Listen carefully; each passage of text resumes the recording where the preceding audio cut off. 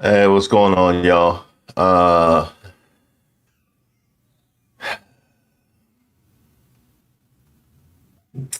What's happening? Wishing you guys a very happy Tuesday. And hold on, I'm trying to figure out a way to take my name off of here. Just because in case I use it. There we go. In case I can use it for I should probably put my media assets on here though. There we go. There we go. Um Fortunately, I have a bit of tough news. Because obviously this channel, when we talk about politics, we talk about a lot of racial issues and things like that. And sometimes they collide. And unfortunately, we had a sister who was running in Virginia and Winsome Earl Sears. And she didn't even make it to 8 o'clock. She ain't even make it. They closed the polls. They closed the polls at 7. And I said, with all this noise, they've been talking. This might go for a minute. You know what I mean? And with all that, they've been talking. I said, this might go for a minute. What time am I going to go live? You know what I mean? And I said, we good at 8. We good at 8. You know what I mean? We good at 8. She ain't even make it. She got me sitting here ready to go live early. She got me sitting here ready to go live early.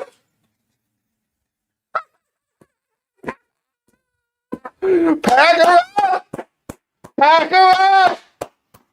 Pack her up. Pack her up. Oh, she got packed up. Do you think they closed the headquarters already? Is the Winston Sears headquarters closed already? Have they changed the locks?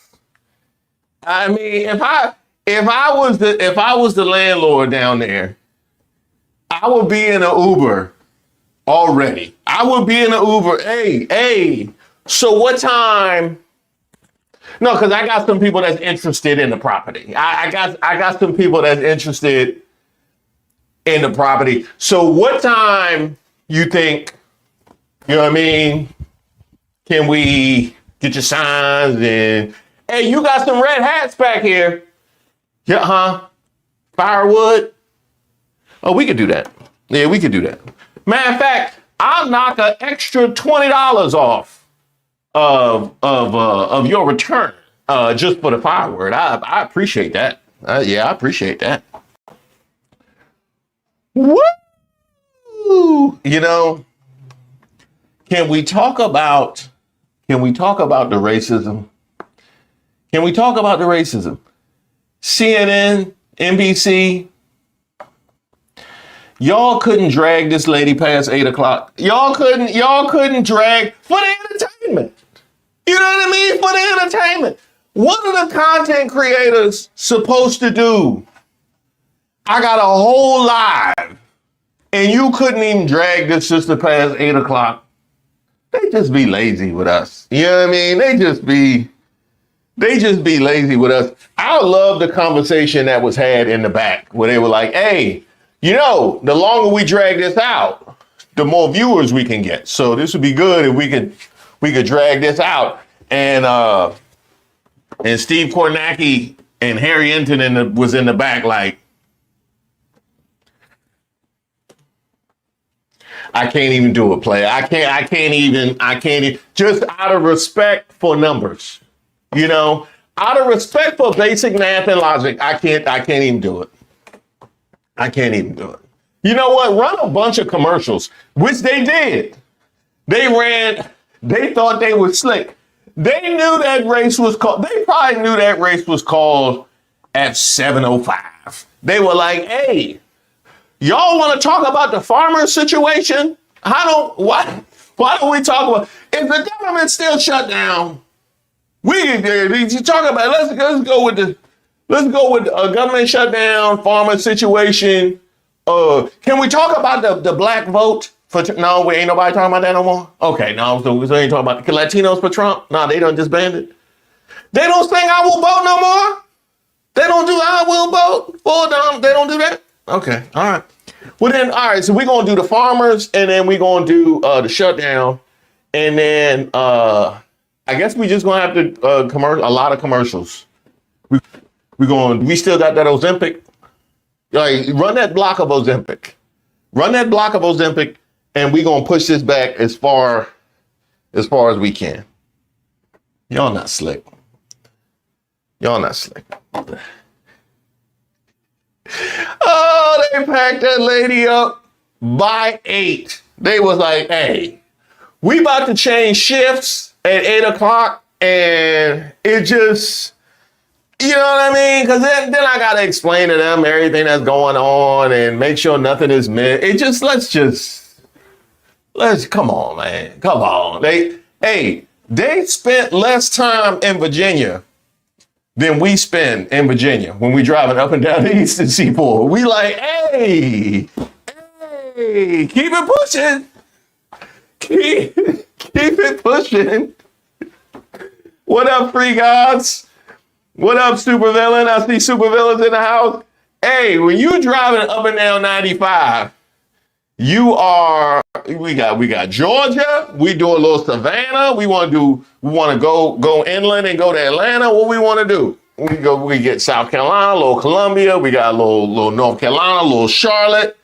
Let's just head to DC. Just put your head down. What, Richmond? I ain't never heard of it. Put your head down. We going to, they spent less time in Virginia. They spent less time in Virginia than we do when we were trying to party as teenagers. Because those Virginia state troopers don't play. So, they was trying to get out of Virginia like we be trying to get out of Virginia. That's how that was. Oh, boy.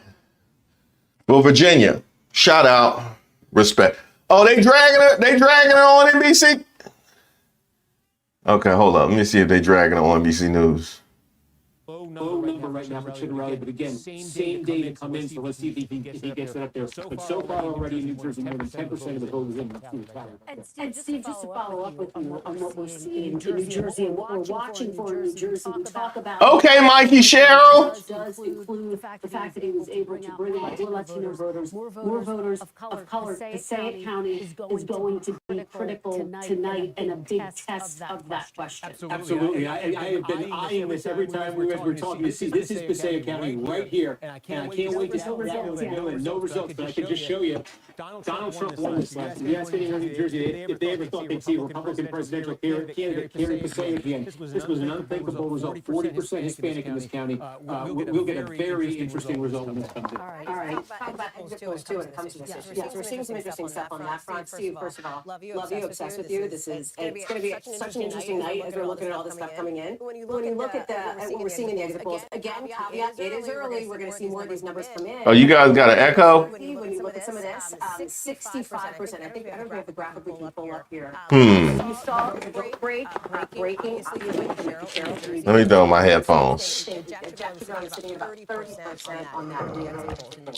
Oh. Interesting. The more interesting data going to be what happens in some of those counties you're talking about here. But when you look at this question of the Trump coalition, it's in talking with Democratic strategists who've been involved in this race and Republican strategists, low propensity voters as well. Are they showing up when Donald Trump is not officially the name on the ballot there? And it's the impact on the economy, which is still the number one issue for these voters that we're seeing in these exit We'll talk about that more too. I'm gonna do some walking here, Chris. I'm gonna walk over to that wall and talk you through it. Yeah. Walk on over. All right. While you're doing that, Hallie, let's go out to NBC's Ryan Nobles. He is at Democrat Abigail Spanberger's headquarters in Richmond, Virginia. Ryan, the celebrations must be beginning there. You're absolutely right, Kristen. I've covered 5 Virginia gubernatorial elections. I've been in rooms where the candidate didn't win. I've been in rooms where the candidate has won. And you knew right from the start that Democrats felt like they were going to have a good night. The second the doors opened, people came pouring in. You can see behind me, it is a packed shoulder-to-shoulder crowd. And when NBC... All right, let me know if it's still echoing, because I wanted to be able to talk while this is going on. Happy to have the governor's... The echo is back. After 4 years of Republicans being in charge here in Virginia. Now, there's a long list of reasons why Democrats believe that they were successful. Oh, I'm good. Thank you. You will succeed. No echo. Okay, cool. Many of the All right. Democratic operatives I talked to believe that the call could come early. Few of them thought that it would come before 8 o'clock. So that is just... Yeah, they got her out of there before 8 o'clock. But over and over again, there were... They got her out of there. They like... Democrats pointed to as to why they thought Spanberger was going to win here tonight. The first was that she's just a good candidate. She's someone that had a very strong... And what's the second one? If a second one ain't Winsome Earl Sears. Officer, a very bipartisan and moderate member of Congress who served what was a very swing district for many years in Washington. But Winsome was speaking. Message, secondly, that really resonated with Virginia voters. Oh, garbage. Get out of here. I mean, that's the... Virginians have been very frustrated with the early days of the Trump administration, and in particular, the way that he has gone and worked to dismantle the federal government, which is acutely impactful in Virginia, which has one of the highest percentages of federal workers in the country. Yep. And it's not just direct federal workers, but it's those ancillary jobs connected to the federal government contractors, people that run diners outside of federal agencies. These were all people that were feeling the impacts, not just of the government shutdown, but the decisions made by the Trump administration to scale back the federal workforce leading into the government shutdown and the other decisions made by the Trump administration. So there are certainly some good... How you're not going to address Winsome Earl Sears tonight in Virginia in terms of economic messaging, kitchen table issues, avoiding getting too far into the weeds in these cultural issues, which Spanberger's opponent, Winsome Sears Earl, really kind of... He didn't get a name right. He didn't even get a name right. Hey, when you take an L like that, you want them to get your name wrong. The way that Virginia is so heavily influenced by what happens with the federal government. To get your name wrong. Virginia Democrats had a plan. They executed that plan. And Kristen, tonight, they were very successful. They certainly were. We will continue to track what that final margin turns out being. Worth noting, former President Barack Obama out campaigning. All right, let me clean that up.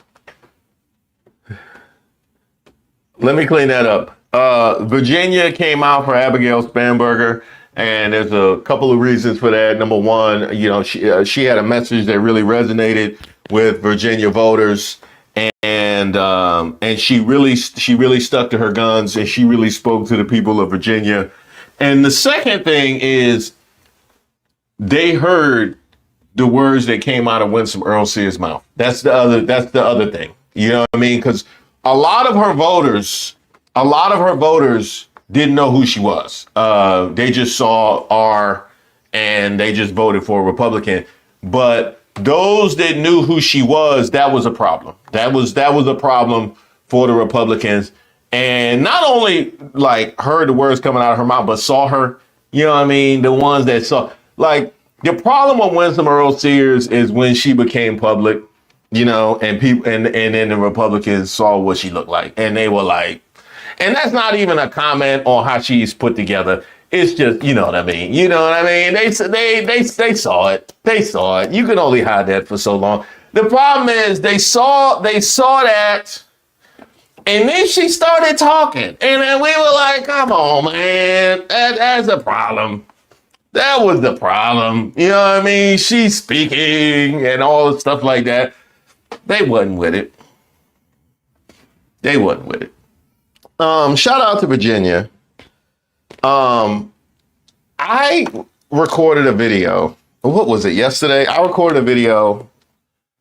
It'll come out relatively soon, probably tomorrow, actually, about the shutdown blame shifting towards Republicans, as well as the Gatsby Party, right? So be on the lookout for that. And while I was recording that video, I am speaking. A lot of you guys Calling it freedom. They're calling it freedom. Hey, Winston Earl Sears, we freeing you from this campaign. Yeah, they called the race. Why are you crying? Call it freedom. Call it freedom. You are free. You are free for the campaign. Hey, Winston Earl Sears, we'll allow you to break that lease that you had on headquarters because we saw what happened. Yeah, we saw what happened. You can break the lease on the headquarters if you want. Call it freedom. Call it freedom. Who said USA? USA. USA. Oh, okay. I'm getting off topic. I was recording a video yesterday about the shutdown blame. And what was wild was that I was grateful that more people are apparently seeing the world in Technicolor the way that so many of us have been seeing it and holding people accountable for the things that they say and don't do, right? Or even the things that they say and they do that are terrible, right? At the same time, there was definitely some anger about the fact that it literally took, like, what did he have to do? Like, all the things that he had to do, that Trump had to do and the Republicans and the right wingers had to do in order to actually shoulder the lion's share of the blame for the shutdown. All the things that they had to do, all of the indicators that were there for them to have never not shouldered the lion's share of the blame for the shutdown. And so many things fall into that bucket where I'm like, I'm glad you're here, but Epstein's a perfect example. Epstein's a perfect example. I am grateful that so many MAGAs were siphoned off because of the Epstein fiasco, but that's what it, you know what I mean?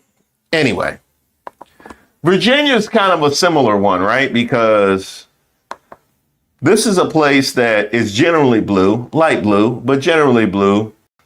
They've been hit, devastated by the federal cuts. That never should have, we shouldn't have even been talking about Virginia. And truthfully told, the way that things shake out, that may be, it's 55 to 44. But I'm like, how do 45% of Virginians vote for the woman that was yelling freedom, USA, that Trump wouldn't back, that was co-signing federal government cuts? How did she get 44? You know what I mean? That's nuts. That is nuts that she got 44% of the vote. They should have called that race at 645. I don't, you know what I mean? They should have even made it to 7. You know what I mean? I know the polls wasn't closed. It's a joke. I know the polls was. They should have called that race in July. Why were we sitting here concerned about that? It's crazy. You know what I mean? I'm like, what is the headwinds that progressives and Democrats are constantly faced with? That shows you it right there. I believe, I would be curious to know, can somebody look up real quick, what percentage of the vote did it? So somebody said she won all the rural counties, which I'm sure she probably did.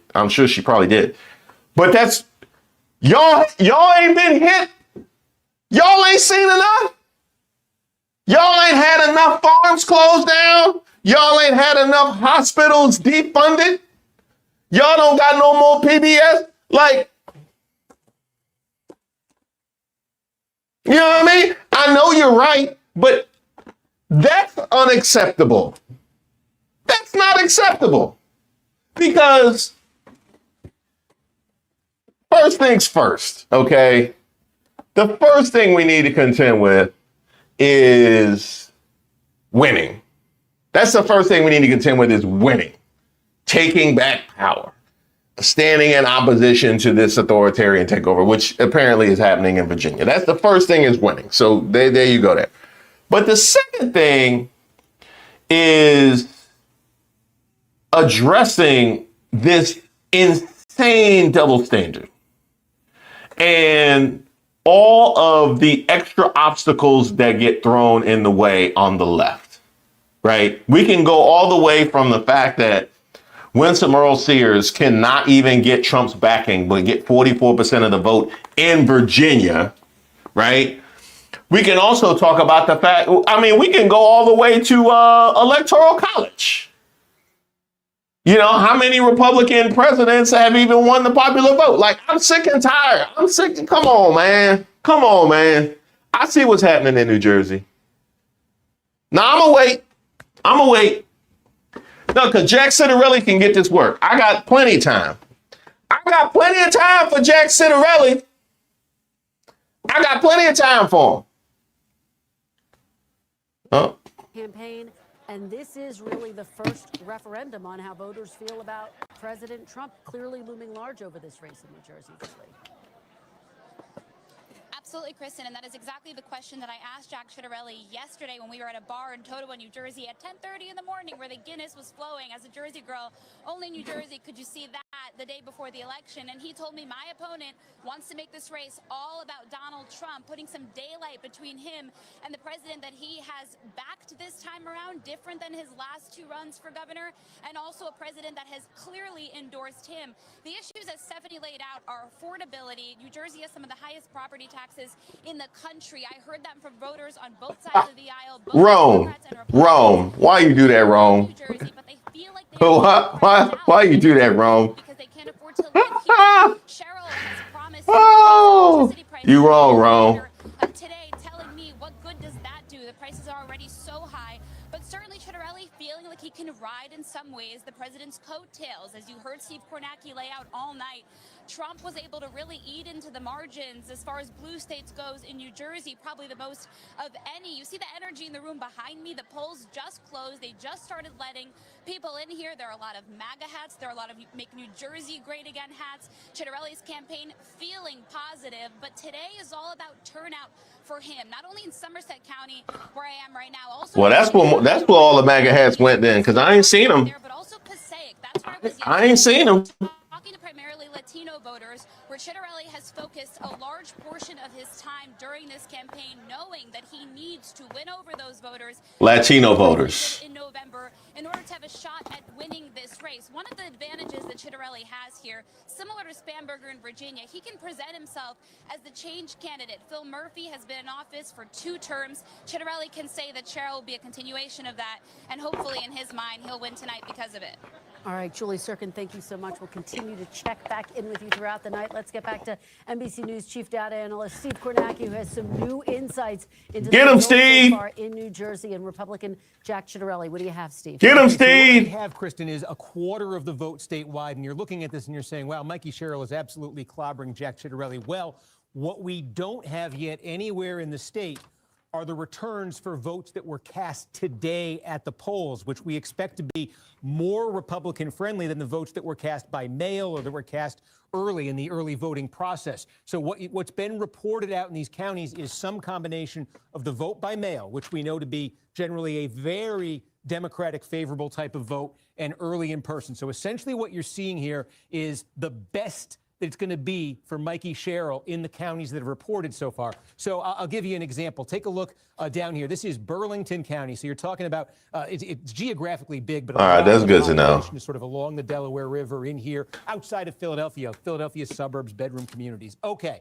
so about half the vote is in, and Sherrill's winning this by 31 points. That is mail vote. that his early in-person vote. What's now going to happen is the rest of the vote's going to fill in. It's going to be the vote that was cast today, Election Day. What does Chitterelli need to do here? He probably doesn't need to win Burlington County, but I can show you this was 17 points last year, and it was 7 points when Jack Chitterelli nearly won the governorship 4 years ago. So the same day vote, Chitterelli, you can see, is going to have to win it by a very big margin, and he's got to get it down at least to this level where it was 4 years ago. So we're going to be keeping an eye. What does that same day vote look like when it comes in Burlington County? Is Chitterelli winning it by a wide margin? You're going to see that up here in Bergen County. We have all the early vote. We have the vote by mail-in Bergen County. That's a All right, Chainsaw Max, Burlington is going to come down as the same day vote comes in. How far?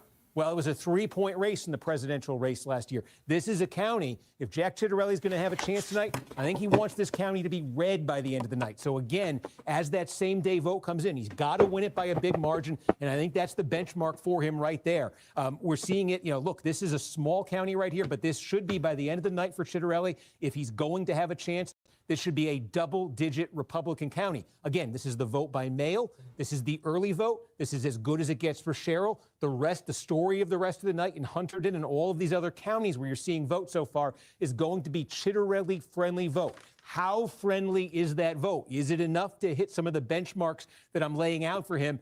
That's what the governorship in New Jersey is going to hinge on. And by the way, we don't see it yet. I just want to tell you, I am really looking for the results out of this county. This is a big suburban county here. You've got a mix of wealthy suburban towns. You've got some blue-collar towns as well. Donald Trump won here by 3 points. Typically, this is a key county for Republicans if they're going to have a chance statewide. The twist in this county and why I think it's so important is Morris County is what Mikey Sherrill represents in Congress. She was the first Democrat to flip the district here in a long time when she won it in 2018. Is she getting an overperformance in her incredibly crucial home county tonight? Because this is one where Chitterelli cannot afford to underperform. And Steve, just very quickly, just to remind people, this is the third time Jack Chitterelli has run for governor. The third time? He got within inches, 3 points. But he's got to outperform what he did last. I mean, that ain't it. That ain't it. How you get to run 3 times? How you get to run 3 times? I don't like that. I don't like that at all. I got a question for y'all. Hopefully you guys can answer this. What is a bedroom community? I have never in my life known. I hear people talk about a bedroom community like we don't have bedrooms. Like I'm sorry. What is that? What is a bedroom community? That they don't. Well, they done been in my house. Then DC is a bedroom community. DC is a bedroom community. Hey, it's a swingers club. That's funny. That is funny. Yeah. That would be a bedroom community. That is a really good point. Miss Ray said suburbs. Why is it a bedroom community though? It's more of a car community if it's a suburb and the people commuting in and out. Commuting. Wait, commuting. That's another way of saying a white community. The Buffalo Bills of New Jersey politics. That's funny. If we have a cap on the number of terms you can serve, how we don't have a cap on the number of L's you can take? You know what I mean? How we don't have a cap on the number of L's you can take? That's the problem with this country. Because in other countries, they have relegation.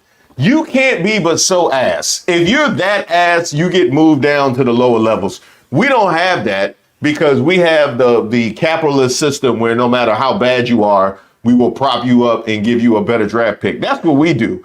We let this man run. No, you can't take with so many L's. You know what I mean? And same thing goes for the Green Party. Trying to pop. I know y'all want to pop up in 2028. Don't think we don't know that. Don't think we don't know. Green Party laying in the weeds after had not been heard from since election day. They gonna pop up 2028. Watch. It should just be. Come on, man. Come on, man. Me, I love your shirt. Thank you. That said, release the files. Fresh off the press. Fresh off the press. Yeah, you can check out that peoplesgetup.com. That's where we got us. We got all the new stuff. When Chitterelli told everybody that he was going to run again, they should have just got somebody to just walk with him. Just tell him, hey, dog, hey, take him on that Fredo walk. They should have took him on that Fredo walk when he said he was going to run again, and they were like, hey, man, so what's your plans for? Oh, no, we coming back. We coming back. We gonna run again. Why don't you sign up for, like at the rec center, they have a lot of activities. They have some exercise classes, and they got a new track up on the upper level, and they have an Olympic size. You don't gotta run, man. You ain't gotta do that. You've worked hard in your life, and I don't want that for you in your later years. I don't. By the way,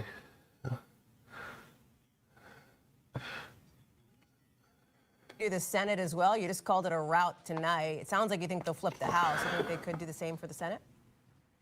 I think the Senate is going to be a big surprise a year from now, particularly if the trend lines continue to move in our direction. Keep in mind, listen, we've won every statewide race that has been held this year, starting with the Wisconsin State Supreme Court race in April.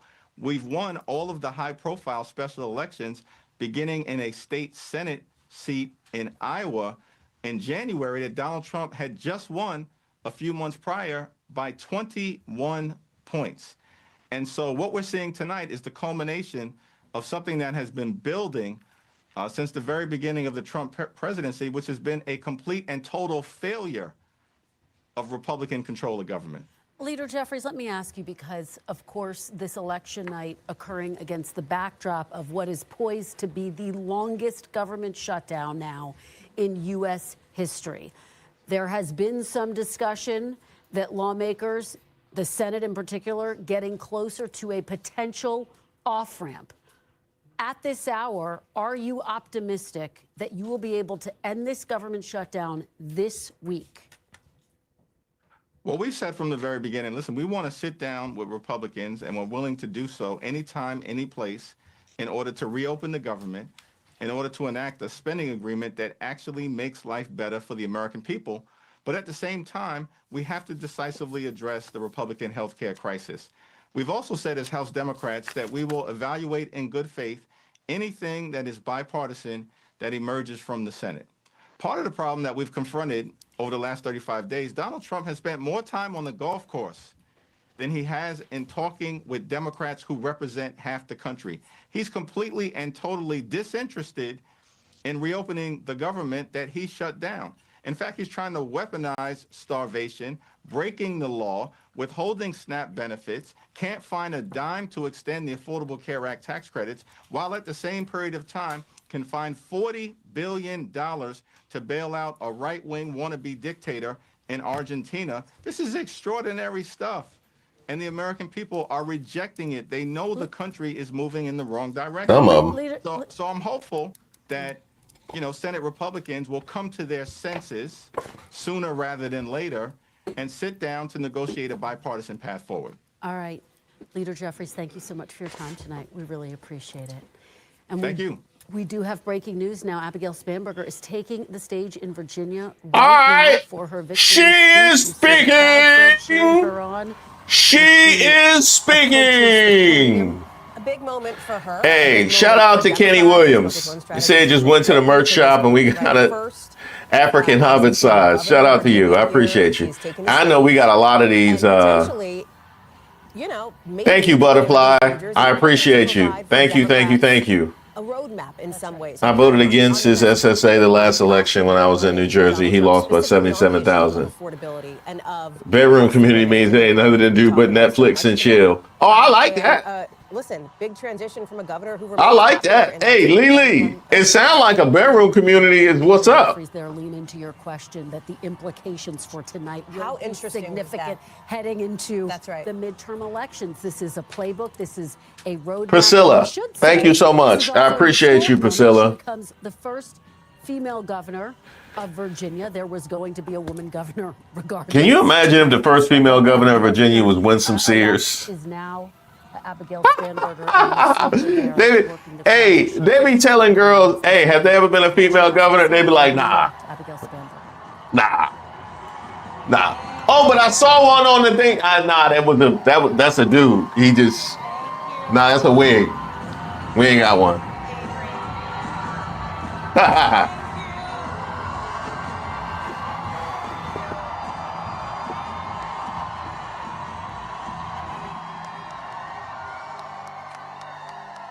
I hear you, Lasagna Wolf. I hear you. I'd have had to left DC.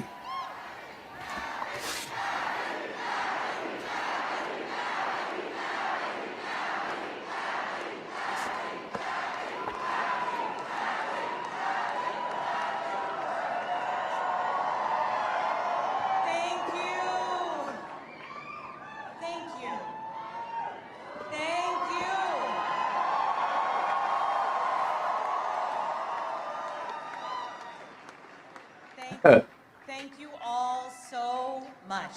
That's the way to do it. That's funny.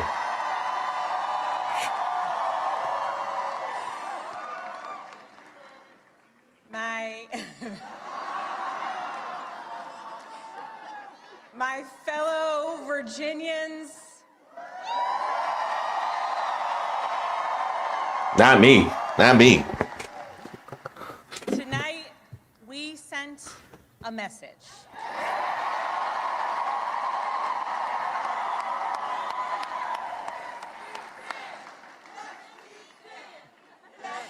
We sent a message to every corner of the Commonwealth.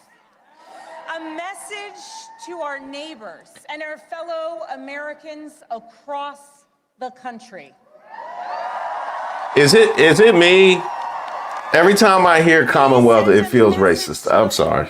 It just feels racist to me. In 2025, Virginia chose pragmatism over partisanship.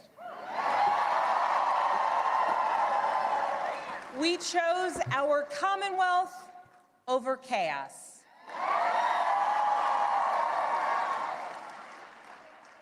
You all chose leadership that will focus relentlessly on what matters most. Lowering costs, keeping our communities safe, and strengthening our economy for every Virginian. Leadership that will focus on problem solving, not stoking division. We chose leadership that will always put Virginia first. And Virginia, I cannot wait to get to work for you.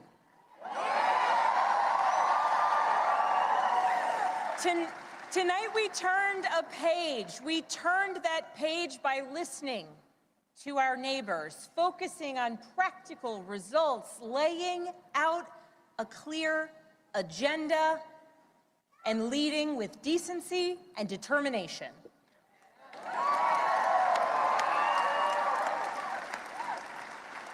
To everyone who helped us achieve this win, from the bottom of my heart, I thank you. I want to thank you, Heavenly Father.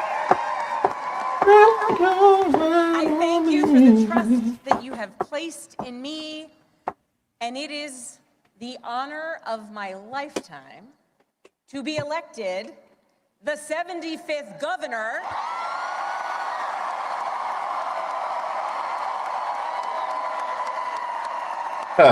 My bad.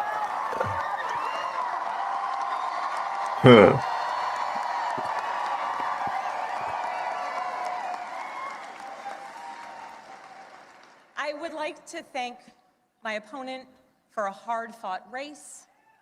I think it's Laura. Shout out to Laura Top Life. Thank you, Laura. The Lieutenant Governor's story, her military service, Thank you, and Laura. her years of service here in Virginia deserve our respect and our gratitude, and I ask that you join me in wishing her and her family well.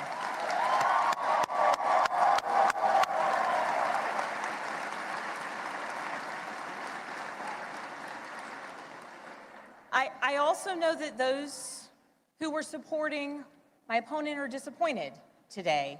And to those Virginians who did not vote for me, I want you to know that my goal and my intent is to serve all Virginians.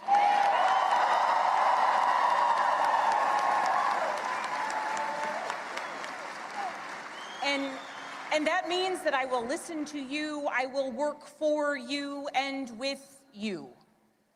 That is the approach that I've taken throughout my entire career. I have worked with anyone and everyone, regardless of political party, to deliver results for the people that I serve. And that's because I believe in this idea that there is so much more that unites us as Virginians and as Americans than divides us.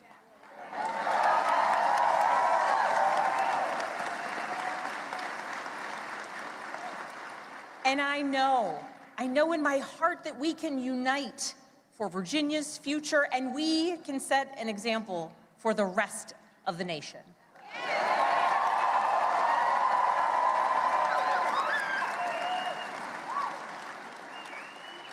Our founders understood this from the very beginning. They didn't choose to call Virginia a Commonwealth by accident. They chose it to signify that our government would be based on the power of the people united for a common good. Party, not for a president, not for a monarch, but for a common good, together. And tonight, Virginia proved that that tradition is alive and well. We are still a Commonwealth in every sense of the word.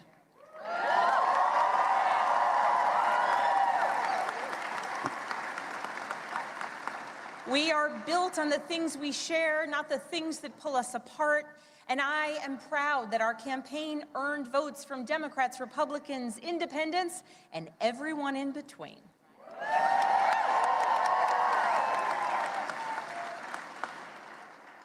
That's the Virginia I know, that's the Virginia I love, and that's the Virginia I will have the honor of serving as your next governor.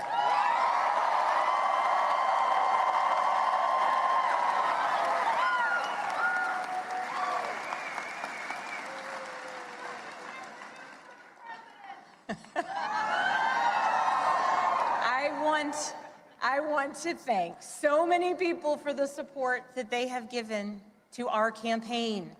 Thank you for your work. Thank you for your support. To our tireless volunteers, to those who believed in me, thank you.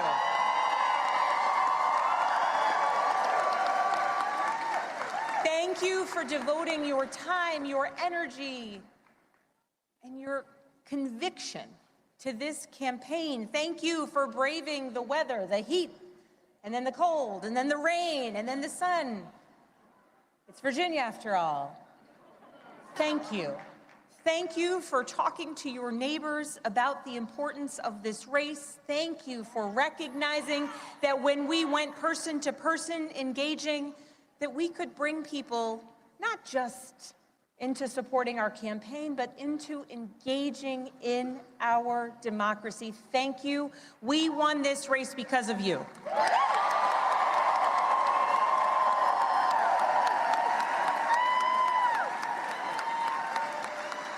To our campaign team, you're the best in the country.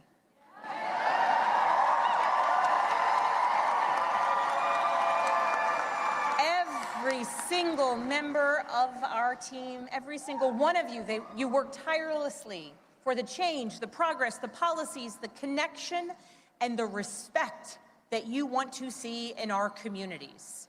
Thank you for working so hard. Thank you for giving people hope. Thank you for knocking on doors in the sweltering heat. Thank you for showing kindness. Thank you for showing up in every corner of Virginia. Thank you for diving deep on policy. Thank you for capturing moments and the essence of our campaign. Thank you for reaching voters everywhere. And thank you for believing that Virginia could and would send a hopeful and joyful message tonight.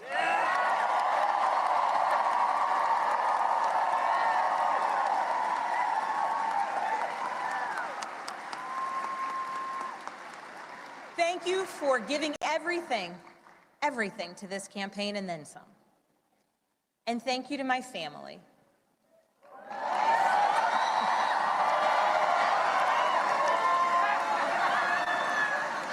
To my husband, Adam.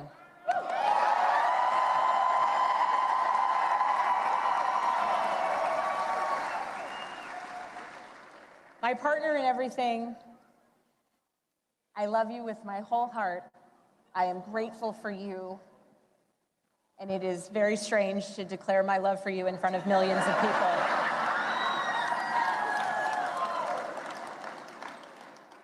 But every adventure we have ever been on has been worth it because you have been by my side. I love you. I'm grateful for you. And I cannot wait to see what the next couple of years bring.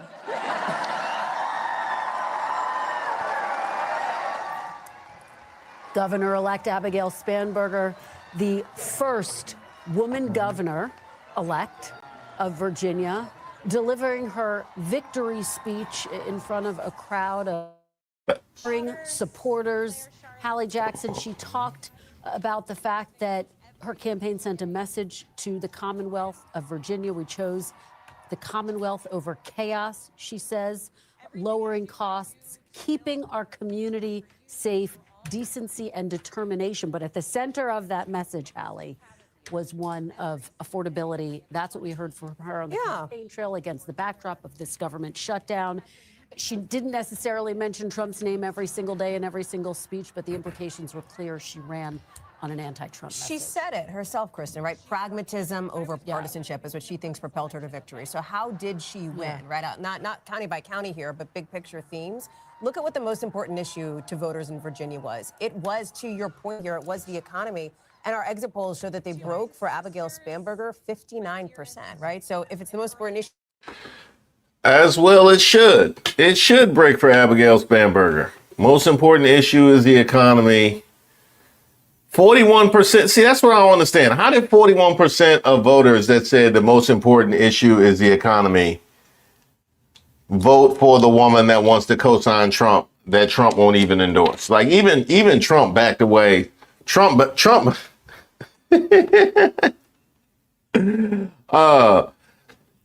I actually said that in my video about Winston Earl Sears. You can blame Trump for a lot of things, but he saw that shit be sinking. He saw that shit be sinking. Hey, shout out to Inspirational Champion. Shears definitely lost the plot. I definitely agree with that. I absolutely enjoy your content. You're one of my favorite political content creators. Here's a few shekels. Thank you, Dave. Much appreciated. Much appreciated, Dave. Welcome. I have a lot of welcomes to do at the top, but welcome, Johnny Bravo. Welcome, welcome, welcome. I appreciate it. CBP. I think Vigilantes. I do need to watch that movie. Mr. Nice was talking about Virginia because they're mad Obama came here. It's Northern MAGA Virginia trying to save face for MAGA. We was at the voting spot and voted a whole blue ticket. I'm curious to see how Jay Jones is doing. Somebody let me know how Jay Jones is doing. I see they called the lieutenant governorship too. Hash me. All right, hash me. I'm telling you, why does politics just have you just voting for random people? Politics really be have you vote. All right, hash me. I see you, hash me. Give them hell, hash me. You got it. Defense. And Mikey Sherrill, defense. Defense, Mikey Sherrill. We up. Run the ball. Run the ball, Mikey Sherrill. Run the ball, play defense. Come on, we gonna run the clock. Run the clock. We need to run the clock.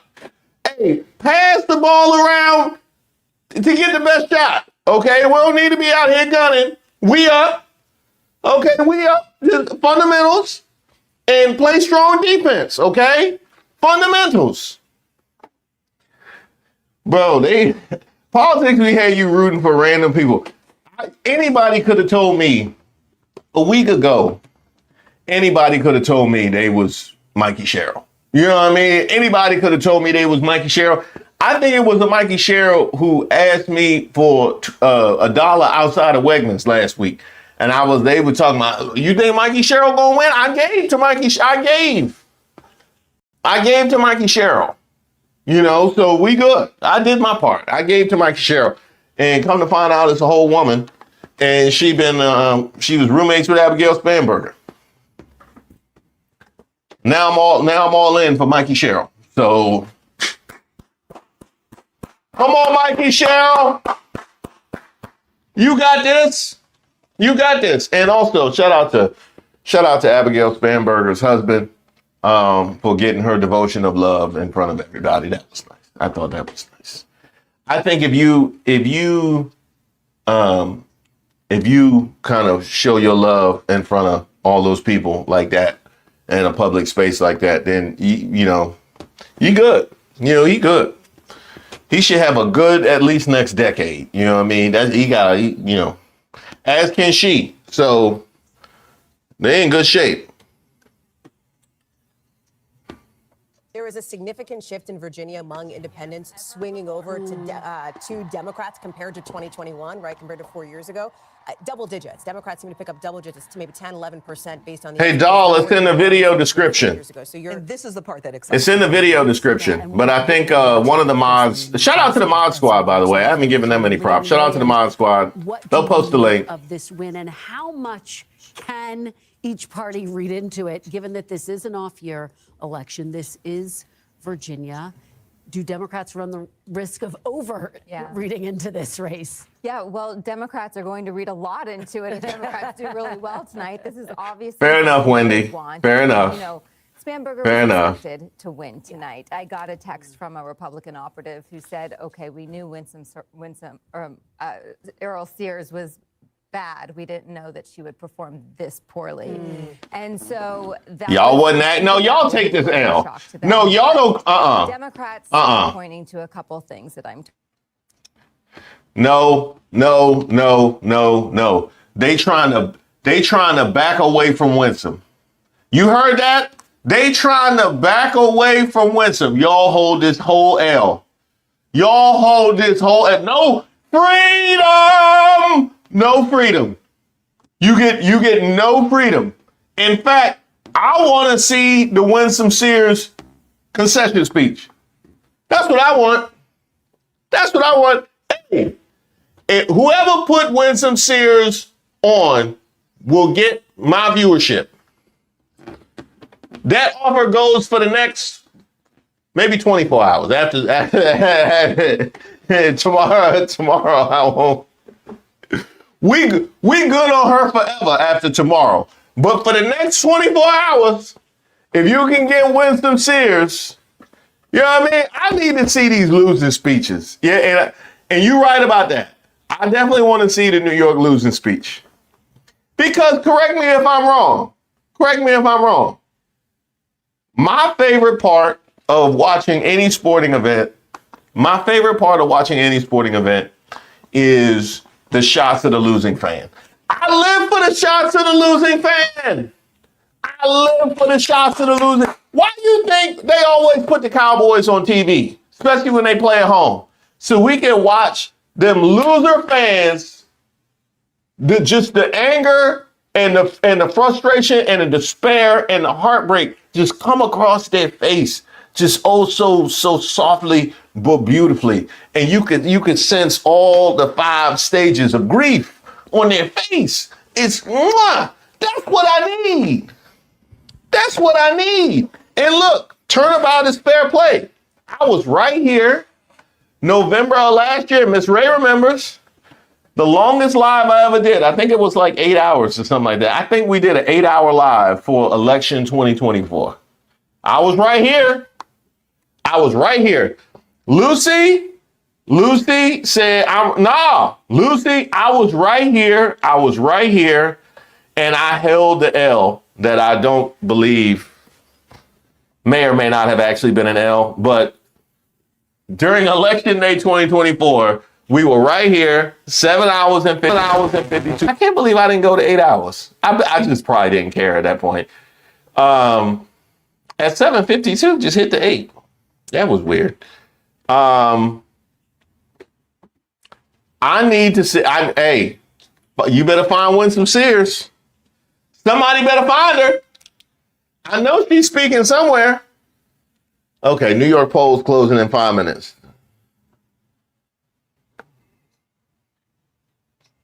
100 seats in our House of Delegates. We've got a great House Speaker in Don Scott. I think he has led a brilliant campaign for the House. I think we may pick up 6 or 7, 8 seats. So with all due respect, please don't blame this on a weak Republican gubernatorial candidate. This was a strong showing for Democrats across the board. Senator Talley, thank you for being on. To your point on that, right? Because we got another one. Shout out to Laura for breaking this news. Thank you, Laura. Democrat Aftab Purval wins Cincinnati mayoral election over Corey Bowman, half-brother of Vice President J.D. Vance. All right, Aftab. You know what I mean? Give him hell, Aftab. You know what I mean? Give him hell, Aftab. I knew, you know what I mean? I knew he couldn't handle Aftab. You know what I mean? I knew he could. When I saw those photos of Corey Bowman and Jay, I knew he couldn't handle Aftab. I said he can't. You know what I mean? He too exotic on offense. He too exotic on offense. They don't know what to do. They don't know what to do.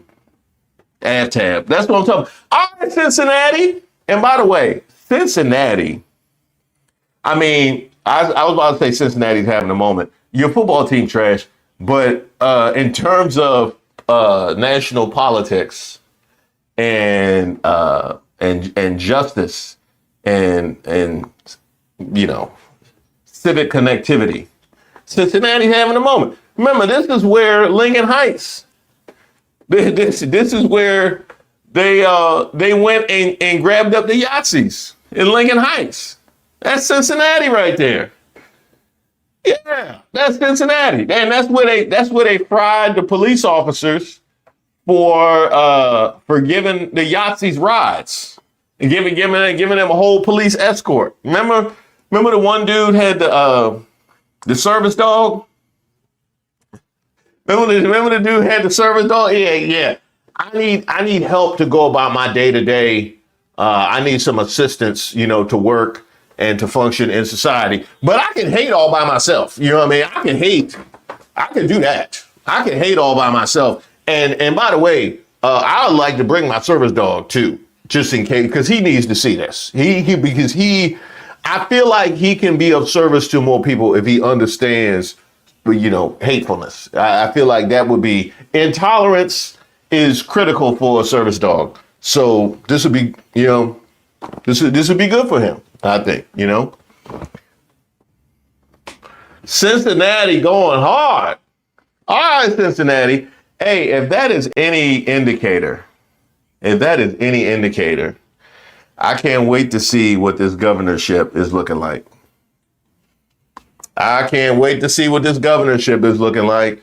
right, so the New York City polls close. And so we done got Spanberger, we got Aftab. Jay Jones is winning, but that one hasn't been called. I believe there was a lieutenant governorship. All right. Let's see. Did vote for Abigail Spanberger, and that is because of the text message scandal from 2022. Let's see. There's a conversation to be had here about the implicit approval of that kind of dangerous rhetoric from the more than 1 million people that did vote for Jane Jones across the Commonwealth of Virginia. And then, of course, the larger issue here of the Hash me. Democratic Hash Congress. me. DNC chair. We got hash He me. said he understands they do need to do a better job of vetting candidates like Jay Jones. All right, we within 40 seconds. To see what kind of night this is going to be. It's going to be a positive. I'm curious to see how Sliwa did. But clearly there's work to do behind the scenes here, Kristen. All right, Gary, thank you. You think Sliwa hit 10%? Watch that race very closely. As you say, it is too close to call at this point. And it is now just after 9 p.m. Eastern, and polls have just closed in the race for New York City Mayor. The NBC Decision Desk characterizing that contest as too early to call. This Democratic Socialist Zoran Mamdani into the national spotlight after he ran a fiercely anti-Trump campaign that also focused on economic issues and affordability. President Trump has threatened to cut off funding to the city if Mamdani wins. Moving to Virginia, NBC News can project the Democrat Abigail Spanberger has won the governor's race, flipping the governor's mansion back to Democrats. We just heard from the governor-elect as she delivered a victory address before an electric crowd of supporters. Take a listen. It is. Y'all, I think Sliwa ran just so he could be on the graphic. I think that's why Sliwa stayed in for the FaceTime, because I know he stay on Fox News. CC, thank you for your gift. Thank you so much for your gift. If you received one of CC's gifts, send her some love. Send CC some thank you. What they saying about Democrats in Virginia perhaps boosting too early to call. In the Garden State tonight. NBC's Steve Kornacki is at the big board with more results coming in from New Jersey. Steve, we are watching some of these hotly contested counties, particularly in northern New Jersey, very closely in the suburbs. What do you got? Yeah, we're at a pivot point in New Jersey right now with a third of the vote in statewide. Cheryl continuing to lead the tally here. But again, what you are almost entirely seeing right now are votes that were cast by mail or votes that were cast in the early voting period. So these are the most Democratic-friendly votes in these counties. The question now is, how Republican friendly? How much does Chitterelli get? You've been saying that, but the election day, what are we up to now? It's going to need it to be 32% Republican friendly. Democrats had been talking for the last few weeks in New Jersey about being very encouraged by the early voting numbers and statistics that they were seeing, and that has certainly borne out in the results that we're seeing so far. I'll give you an example because we do have some of the same day, and this is Gloucester County here. This is blue collar, middle class. This is south of Philadelphia here. Now, about half the vote is in Gloucester County. Cheryl leads the tally by 15 points. Gloucester County, 4 years ago, when Jack Chitterelli nearly won the governorship, was one of the big surprises in New Jersey. In fact, there was talk that there was a red wave in South Jersey in 2021. If it had extended fully to North Jersey, Chitterelli would have won in 2021. Well, Gloucester County, in many ways, was the epicenter of that red wave. He won it by double digits. That was a big surprise. He's down 15 in the tally right now. And why that's important is because we have gotten a little. I don't want to say it's a ton, but it's one of the few places where we do have some of that same day vote that has now been tallied up. And Chitterelli is doing better in the same day vote, although with the same day vote that we've gotten so far, it's not at the kind of margin that it needs to be better. The same day vote that we've seen so far from Gloucester County is pro-Chitterelli, but it would not, if it becomes the trend, be pro-Chitterelli enough to lift him past Cheryl, let alone to the 10-point margin that he got out of this county. So again, let's see. There'll be more same-day vote to come there, but it's going to have to get a lot more pro-Chitterelli. And we're seeing that in counties, around the state. Pro-Chitterelli. This is a big one. There's a big debate. Do you believe Central Jersey is a place or not? Well, if there is, Monmouth County is the capital of Central Jersey. About half the vote is in. And again, most of this is early same day. But to give you a sense of the scale of the challenge for Chitterelli, he leads by about 3 points. Okay. He wants to win this county by 20. He won this county by 19 points 4 years ago, and it was a near miss. Deshauna's on the ground in Ohio. She knows. Have to absolutely romp in the same day vote. Those are the kinds of margins Democrats have amassed in that. We looking good, Mikey. Again, Hudson County, we do have some same day vote here. We started the night with this one, and we're watching this one because this is a large Hispanic population. And Donald Trump did extremely and surprisingly well for a Republican in Hudson last year. Disgusting. The question was, could Chitterelli tap into those gains Trump made with Hispanic voters? And again, the same day vote that's coming in here It's a little bit better, a little bit less bad for Chitterelli than that initial batch of early vote and mail vote was. But again, this is what Trump was able to pull off in Hudson County. By the way, regarding Virginia, because NBC is saying it's too early to call, but CNN has Mamdani at 51% to Cuomo's 39%. Sliwa's got 8%. And shout out to them for keeping Adams on the ballot. I know he dropped out, but I just love seeing him there in purple and with the 0.2%. Solid to y'all for that. That is that's what I call the Winsome Earl Sears treatment. That's the treatment they gave Winsome Sears when they got her name wrong. That's that Winsome Seal Earl right there. That's what that is. County was a good demographic for Cuomo, and you're getting a lot of the mail. And there it is for Mamdani, a 12-point advantage with that. So what's left now heavily is going to be the vote that was cast same day today. And we're seeing lots of reports of heavy turnout around New York City today. But this is very similar to what we were just talking about in New Jersey, where the same day vote doesn't have to be pro-Chitterelli. It has to be really pro-Chitterelli. The same day vote in New York City doesn't just have to be pro-Cuomo. It has to be really pro-Cuomo to overcome now a 12-point deficit here. Now, again, it is interesting when you look at this. One of the things that Cuomo needed, and this was the story at the 11th hour, was that Trump weighing in saying, hey, you got to vote for Chitterelli. The idea there was to marginalize the Republican candidate Curtis Sliwa. And that number for Sliwa at 8% is lower than he was getting in the polls. You saw polls with Sliwa 15, 20% right now. He got 8%, at least in this early and mail-in portion of the voting. And again, that's why I think this, the polls were all over the place here. There was one last week that had it at 25. There was another one that had it at about 5 points. So it was all over the place, but it does look like there was some consolidation here of Sliwa slipping in this voting process and Cuomo benefiting. Not enough to catch Mamdani here. Cuomo wants that trend, though, to continue and maybe accelerate on the Election Day vote. Because remember, Trump said it only last night. So does this Sliwa vote actually go down further on Election Day? Is there more consolidation in that vote? Would that provide an avenue for Cuomo to come back? But he's going to need a big, big Election Day. Steve, you talk about reports of gangbusters turnout in New York, and the Board of Elections has said they now have 2 million votes in the city, which is the most since 1969. Obviously, this is a super competitive general election mayoral race, but I wonder how you see that and how that would be a factor here. Well, no, and that's why I thought there was volatility. That was the word I kept using talking about this. When you saw polls at 5, you saw polls at 25, and you face it, we've had a bunch of interest of general elections in New York City that are pretty low interest blowouts lately. This is not low interest, pal. Exactly. and the extra piece of volatility, and I can't wait to dive into the neighborhoods when we can do that, because the thing that makes that so volatile is this. The cutoff line, and we see this in the exit poll, is about 45 years of age. Voters over 45 are a pro-Cuomo. No, I'm not. I see him winning those voters.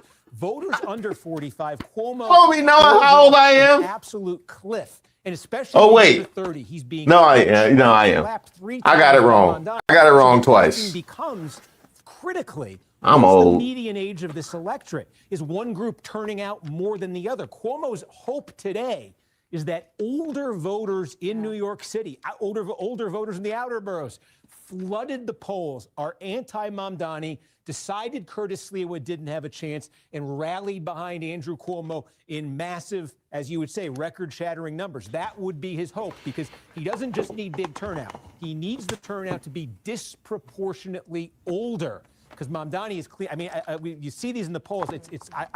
We've seen age divides before. I gasp every time I see it in New York City. It's off the charts. Steve, if you can you break down what we're seeing in the boroughs? And we don't have Staten Island. See, they need to vote to be older. And so that's the problem, because they need to vote to be older. And they were over there talking about, no mail-in vote. We don't want no mail-in vote. We want in-person vote. And now you need to vote to be older. You think them people going down there waiting in line? Is that what you think? Is that what you think? You can't go to Shady Pines and get everybody vote at rec time? Because that's what you were arguing against. That's what you were arguing. It's not just people that's out of town and expats and things like that. Older folks benefit from that as well. And now that's what you need.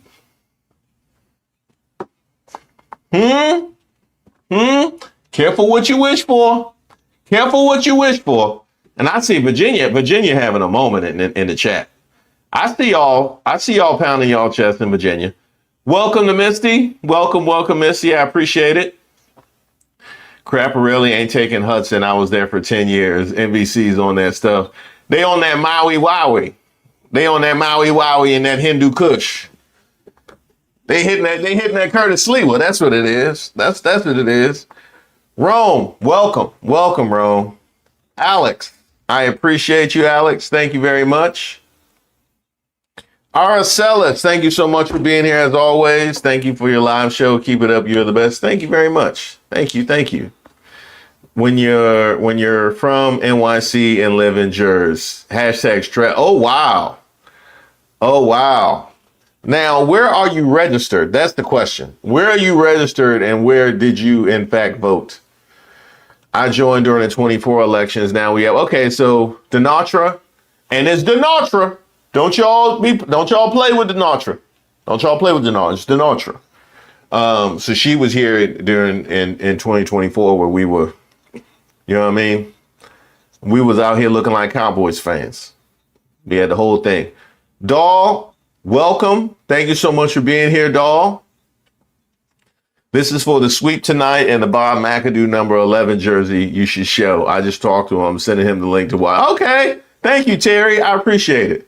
Shout out to Bob McAdoo, wherever he is, and shout out to you. Much appreciated. I had a lot of options today for what to go to. Obviously, I have a lot of California jerseys. I have a lot of New York jerseys. I have a couple of New Jerseys. I never get to use them. So that's why I went with the New Jersey Nets. I do have one Virginia jersey that I have never used before. Here's a good poll for y'all. What Virginia jersey do I have that I have not felt comfortable using? Right now, Kristen is upbeat. It's optimistic. You don't see this entire room filled behind you, though it's starting to get that way for the simple fact that polls didn't close until 9 o'clock. To Steve's point a second ago about that vote line right around the age of 45 and what was it consisted of? It's a player, Lil Hope. It's a player that I have not felt comfortable. And yet that big dump still showed about see a Ralph Sampson. There it is. There it is. There it is. There it is. I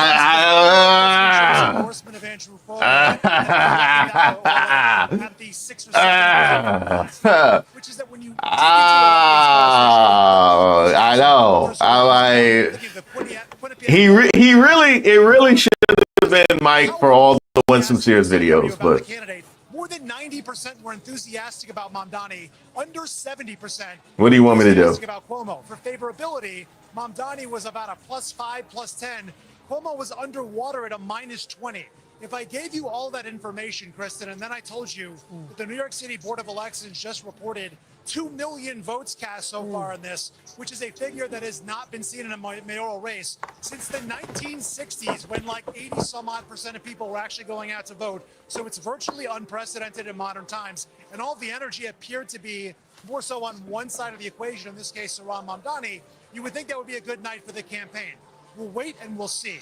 One thing, though, that is clear, you and Hallie have been talking about this all night. Some of these exit polls showing that New Yorkers, specifically describing the cost and housing, 72% said that housing and the cost of it is a major problem for them. That speaks directly to the vein of the Mamdani campaign that really singled in a real tangible form, right? Whether it's talking to cab drivers in the middle of the night, those that are manning halal carts on why they pay thousands of dollars when they should be paying hundreds just for the right to sell food, talking to working class families, really is keyed in on the idea that housing and healthcare is way too expensive. Childcare has been one of his big initiatives, universal childcare, which would cost, by the way, somewhere in the neighborhood of $6 billion. But for those worried that your taxes are going to go up and this is going to cause wealthy New Yorkers to just leave New York City as we know it, I think there's some important context to deliver. To be able to generate that kind of money, Mr. Mamdani has talked about raising taxes on millionaires 2%, and also making the New York City corporate tax rate match New Jersey's. That requires, Kristen, an action from the state legislature. He can't do it unilaterally. So it's really important as we have a conversation about what it means to be a democratic socialist, wealth redistribution, even as we have conversations with folks who say they're just stunned by the level of discrepancy between the haves and the have-nots in New York City. And it's an issue that clearly has resonated with Americans across the country. Mamdani cannot come in assuming he wins on day one and just change the tax rates in New York City. It's impossible.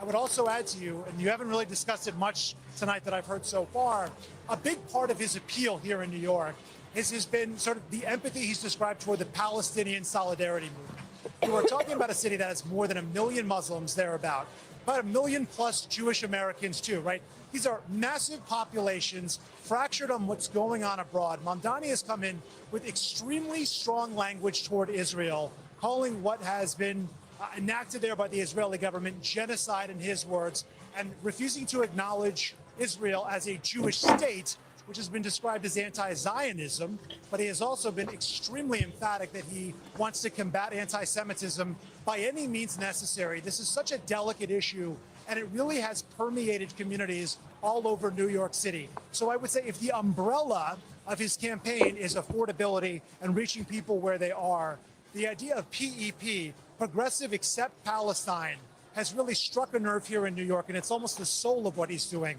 Those two things are what I would be keeping an eye on in the days ahead. But right now, there is obviously a ton of optimism here that Mr. Mamdani is going to be the next mayor of New York City. And Sam, quickly before I go to Rahima, that has been a thorny issue for him. He's had to answer a number of questions, in some instances had to clarify some of his remarks as it relates to what's happening in the Middle East, right?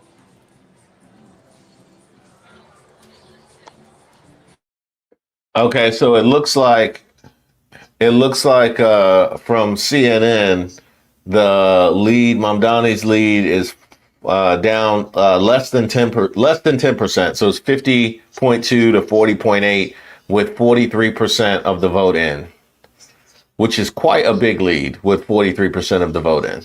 So just updating that. Also, I saw this message from Janelle about how do you become a member. There's a link in the description box to all the videos, but I believe the mods will post a link to do that as well. And welcome to AM. Welcome. This is the fracture line, right?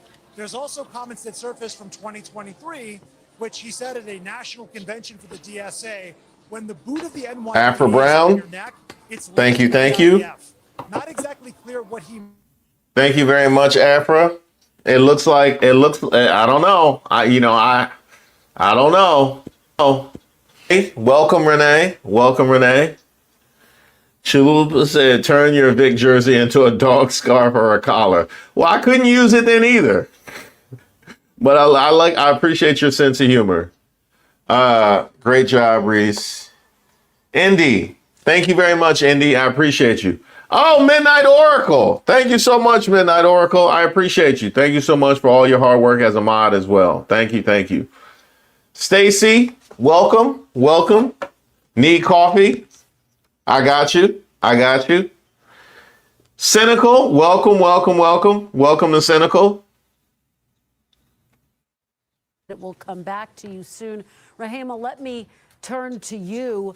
Sam talks about the fact that, yes, Mamdani's views on the Middle East have loomed large over this entire campaign, as has his message on New York just called for Zohar Mamdani. I haven't seen that. It's unrealistic in what he is promising. Governor Cuomo saying he has the We'll follow it. Let me know who's calling it, Nicole. Of course, he has an incredibly complicated. Appreciate you, brother. Keep making waves. Thank you, Brian. Thank you. I appreciate you. Salute. And the question, can Michael, President Trump, I know y'all are. 11th hour endorsement? Virginia's having a moment. They like Cincinnati in here. What are folks saying to you? So far, so good, Cynthia. Has just filled up in the last 16 so far, so good. minutes or so, Christian, when the polls closed here in New York. There is sort of a subdued optimism here. I was just talking to folks.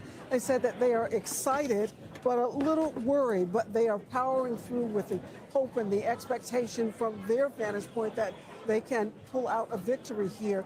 According to the candidate just a few days ago, he said we're closing the gap fast between himself and with Mamdani. He said, at this rate, we will win. We have to keep going strong.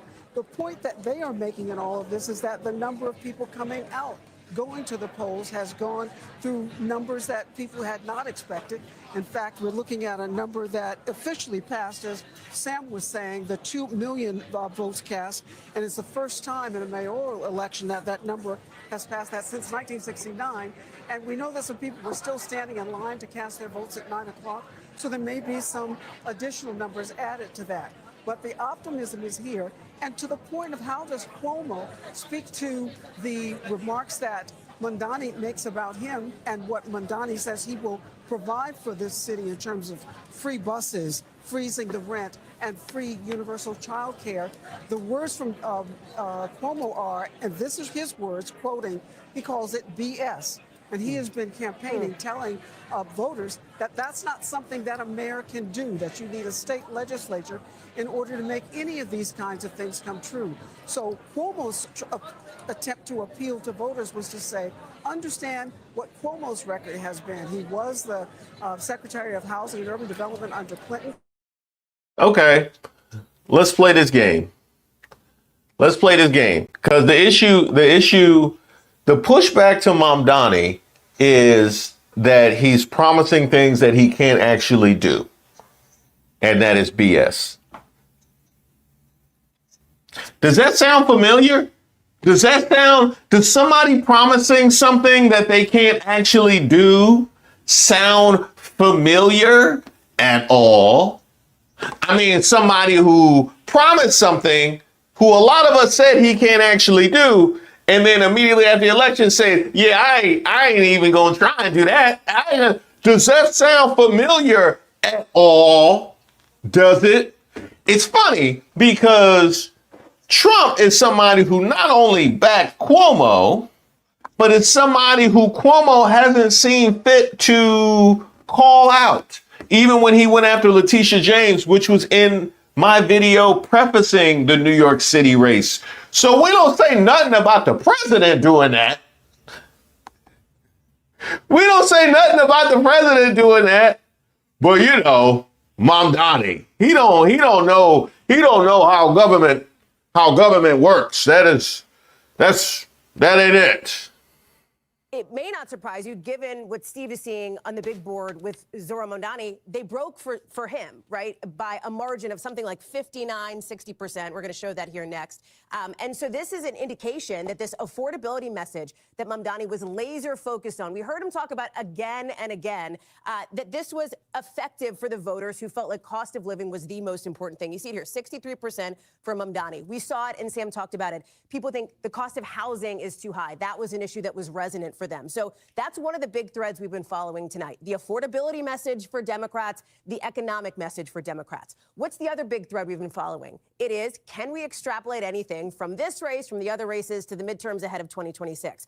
And this is where it gets kind of interesting when it looks at the voting for a change candidate. Look at this. Exit polls, when you look at candidate quality that mattered most, look at what it is. 27% say somebody who brings much needed change. They wanted to see a change candidate. We've seen this in Welcome, Deborah. Right, especially when the economic numbers are where they are. Welcome, The Afra. break went there. 72% Welcome, Jamie. at last check went for Zohran Mamdani. Of people Welcome, who said Thomasina. they wanted a change candidate, they broke for Mamdani overwhelmingly here. So the question is going to be for Democrats nationally, if you're going to read into anything from New York City, maybe how do you yourself as a change candidate if you're a Democrat in one of these races? Life must be moving pretty slow for you.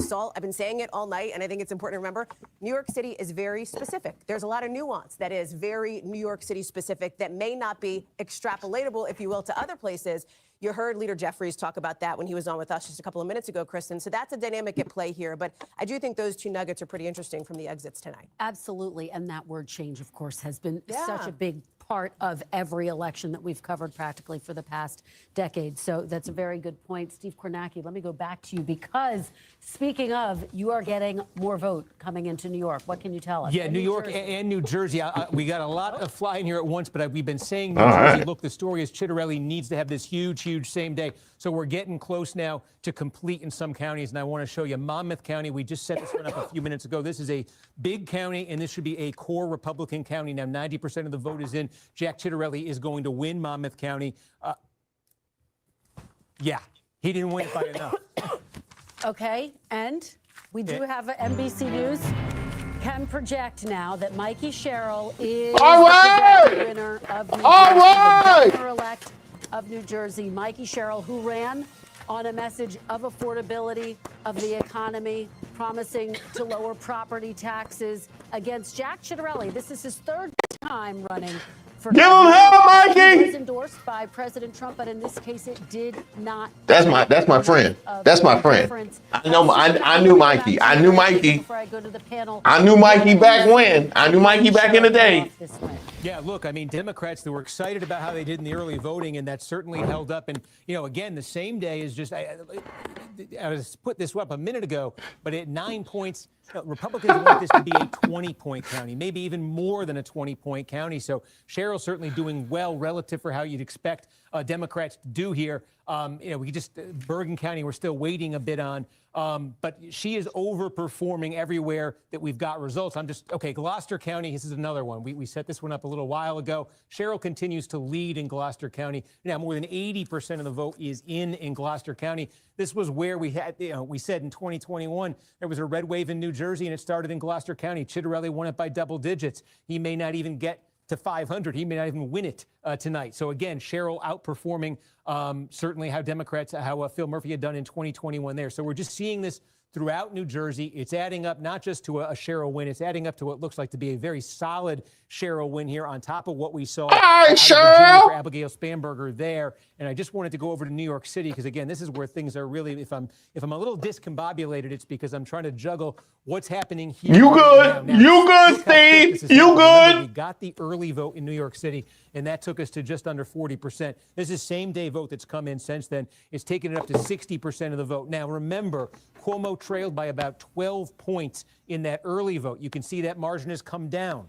It's down to 8 points here. So we said Cuomo needs to have a big when they count up the vote that was cast today, which is what they're doing right now, which is what most of this remaining vote is. He's got to do big. Now, the number's been jumping around, but we're keeping a close eye on it. Right before I came on, the most recent number we had was Cuomo was winning the same day vote, 46 to 45%. Now, if he's going to actually catch Mamdani, it's got to be a bigger spread than that. It's probably got to be about an 8-10-point spread for Cuomo. So he's not currently trending at the level he needs to. He'd have to pick that up. But it is enough here for him to pull us within 8 points. That's 60%. And again, Sliwa, we talked about those voters kind of abandoning him for Cuomo. Clearly, that is something that happened here in New York City. Okay, well, it's getting more dynamic in New York City. Steve, stand by. We're going to check back in with you in just a moment. I do want to head out to Stephanie Gosk.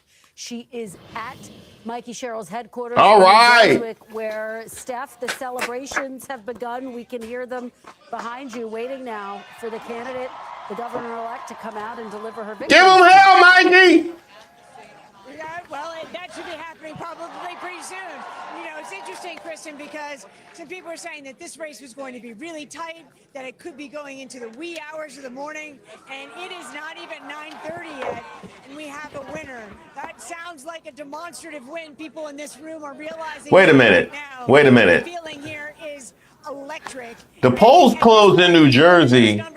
Correct me if I'm wrong. The polls closed in New Jersey at 9, right? Didn't the polls close in New Jersey at 9? Did Ciattarelli get packed up before Winsome Sears? Did he get packed up earlier than Winsome Sears? That some people thought it might be as you look forward. Ain't no way. Midterm elections. I don't want to overstate it, and I know it's too soon. Hold up. Jack Ciattarelli. I know you ain't get packed up earlier than Winsome Sears. You got packed up before I am speaking. You got packed up before I am speaking. Are you serious? After Trump done personally went all the way down there to campaign for you, and you got packed up before the lady that he wouldn't even touch? He slowly backed away from Winsome Sears like a little kid just spilt their cereal on the table, like just slowly backed away from the lamp. he slowly backed away from Winsome Sears to run over to you, and you got packed up earlier than Winsome Sears. Not to mention the fact this your third time running. How you get packed up in 30 minutes on your third time running? It was sitcoms that started after the polls closed that wasn't even finished, and they had packed you up. They didn't even get to the credits. It was people voted, went home to watch a show, and was like, when I finish the show, I'm gonna check on my man Jack Chitterelli. And you was packed up while they was in a commercial break, man. You know what, Jack? I'll be honest. At this point, there's only one thing left for you to do. It's only one thing left for you to do at this point, Jack. You got to run again, dog. You got to run again, dog. You got to run again. You run it back. Run it back. Run it back. Forget what I said earlier. Forget what I said earlier. As somebody who is somebody that is pro-liberal, the way that you have dominated the Republican nomination only to get dog walked in the general, you know what I mean? Hey, don't y'all, I know my message was wrong. I was wrong. I know, because I was dragging Jack, and I was wrong. No, because his dedication to getting dog walked in the general after dominating the primary, you know what I mean? Jack Chitterelli done kept us in power how long in New Jersey? Shoot. Hey, I ain't seen a force like that in New Jersey since Snooki. He going hard. He out here, he dunking on Republicans in New Jersey like Kenyon Martin. That man going hard. Okay? That's what I'm talking about. He is the Bruce Springsteen of getting dog walked in the general election. Matter of fact, ain't that exactly what happened to the New Jersey Nets? That's exactly what happened to the New Jersey Nets, because they went to the finals and got swept by the Lakers. They did the Jack Chitterelli. And now, you know what I mean? My whole perspective of that Jason Kidd, Kerry Kittle's Nets team, my whole perspective of that team has changed, because I thought that they just lost to an all-time great team in Shaq and Kobe, but the reality is it was like a harbinger of things to come. They were the initial inventors of the Jack Chitterelli. That's what they were. Shout out to Jack. And shout out to Curtis Lee was still on the. Why don't y'all cut Sliwa cut him off the graphic? Whoa! Whoa! Whoa!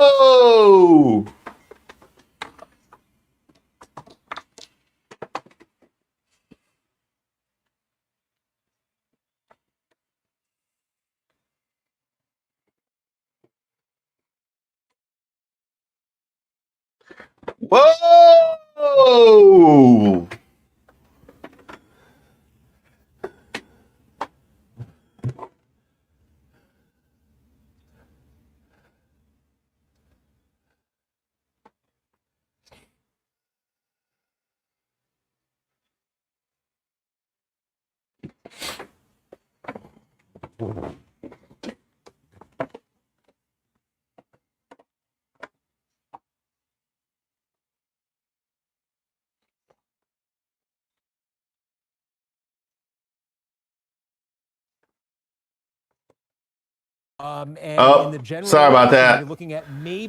Thank you for telling me no sound all the way up top. I appreciate y'all. Being a lot of folks in the city who were not willing to vote for Zoran Mamdani, even though he's with the Democrats, and even though the Democrats typically win New York City elections, by open lengths. So there was consolidation here. I think it's noteworthy as well. In our exit poll, we asked folks if it was just a two-person race, Cuomo versus Mamdani, and it was basically dead even in our exit poll there. So if you're the Cuomo campaign, you're seeing this consolidation. One thing you're probably thinking of is, geez, hey, they got Eric Adams, the incumbent mayor, to drop out and get behind Cuomo. What if they could have actually gotten Curtis Sliwa out of this race? Bro, they're going to be looking at Curtis Sliwa greasy when he go to Fox News. I can't wait. Right now. And just, I can't wait. As we watch the final results come in, they're going to be doing him greasy when he go to Fox News. Of that Cuomo dynasty, that goes back decades, I should say, with his father. His father, almost 50 years ago, ran for mayor of New York City, lost the Democratic primary, continued his candidacy as a third-party candidate in the general election, just like his son. And Mario Cuomo lost that election to Ed Koch, 50 to 41%. And that might be exactly where this thing lands tonight. Unbelievable. Okay. So he's doing a Mario Cuomo. Thank you, Steve. Keep us posted. We're going to come back to you with any other big updates. But this is fascinating. Hallie, 34 years old. Politically speaking, this is to some extent an earthquake, what he has just pulled off. He's a Democratic socialist. He has promised socialist policies that Andrew Cuomo says are completely unrealistic, but he convinced New York voters that he was the right person for this job at age 34. A year ago, were you talking about Zoran Mamdani? No. Nobody was, right? I mean, this is somebody who came onto the scene. Obviously, he was somebody who was known to locals there in the area. It is an incredible story. Now the mayor of the biggest city in the country, 8 million plus people here. And so it is a night to take that in. I'm so curious to see the reaction from campaign headquarters. I'm sure he will come out and be speaking at some point tonight, and we'll be listening into that. The other sort of interesting piece to this here, too, and there's so much to say, right, about the nuances of New York City in particular, about his laser focus to the point that it kind of became a meme, right, on affordability, on the cost of living, pivoting every question to talk about this and how critical this was for New Yorkers and how that resonated with so many people, obviously in New York, and so many people who had some concerns, as Steve has just laid out here, who did not back Mamdani here, despite the fact that he is, of course, the projected mayor. The other interesting component to this, and obviously we're a national political journalist hat on here, but Donald Trump, President Trump, now has a foil. Yes, he does. In Mayor-elect Mamdani here, to the degree that Mamdani has talked about, looking to find areas where he can work together with them, but not so much, right? I mean, this is not an Andrew Cuomo situation here. So I think that's another interesting dynamic to watch. And the generation, the age gap piece of it. I mean, if Steve Kornacki tells you he gasps when he sees a statistic, then you know that that's really attention getting. And that's been so striking anecdotally in the data to see the way the young people have turned out for him. A really sort of generational candidate here, Kristen. And I think, Leanne, Democrats are scratching their heads and will try to figure out what exactly this all means. But what lessons do they take from a Zoran Mamdani victory and an Abigail Spanberger victory? Democrats are scratching their heads. On affordability, but what the hell do you mean Democrats are scratching their heads? Trump getting ready to wrap the Democrats are scratching their heads around Zoran Mamdani. It's one of the reasons, arguably, that Democrats were a little bit jittery about a potential Mamdani. Yeah, Chuck Schumer still has not endorsed. Now wait a minute. Did she just make a whole blue sweep about why the Democrats should be concerned and the problems that the Democrats have after a whole blue sweep from New York to New Jersey to Virginia, and the Democrats are, you know what I mean? I don't really be dragging Kirsten Welker like that, but maybe I should, you know what I mean? What the hell was that? What the hell was that? Congratulations to Zoran Mamdani. Congratulations to all the people in NYC. I know we have a lot of followers and love in NYC as a place that I've still technically spent most of my adult life, but DC is coming fast for it. Spent most of my adult life in New York City. Love New York City. that video that I ended today's with, that side talk. You see these two dogs in your front yard? That means upstairs I'm going hard. Bing bong. I love their content. I literally watch their content all the time. So makes me feel home. It warms my heart. It warms my heart. Shout out to all the people in New York. And I wish Zohran Mamdani the best as somebody that has galvanized energy from people looking to push progressive policies in New York City and also looking to make a life more affordable, which certainly more places. That is a virtue that a lot more places need to adopt other than New York City. That's like a nationwide thing right there. Somebody had posted this one. Winsome crying about Spanberger not accepting her call when she was projected the winner. She's so mad.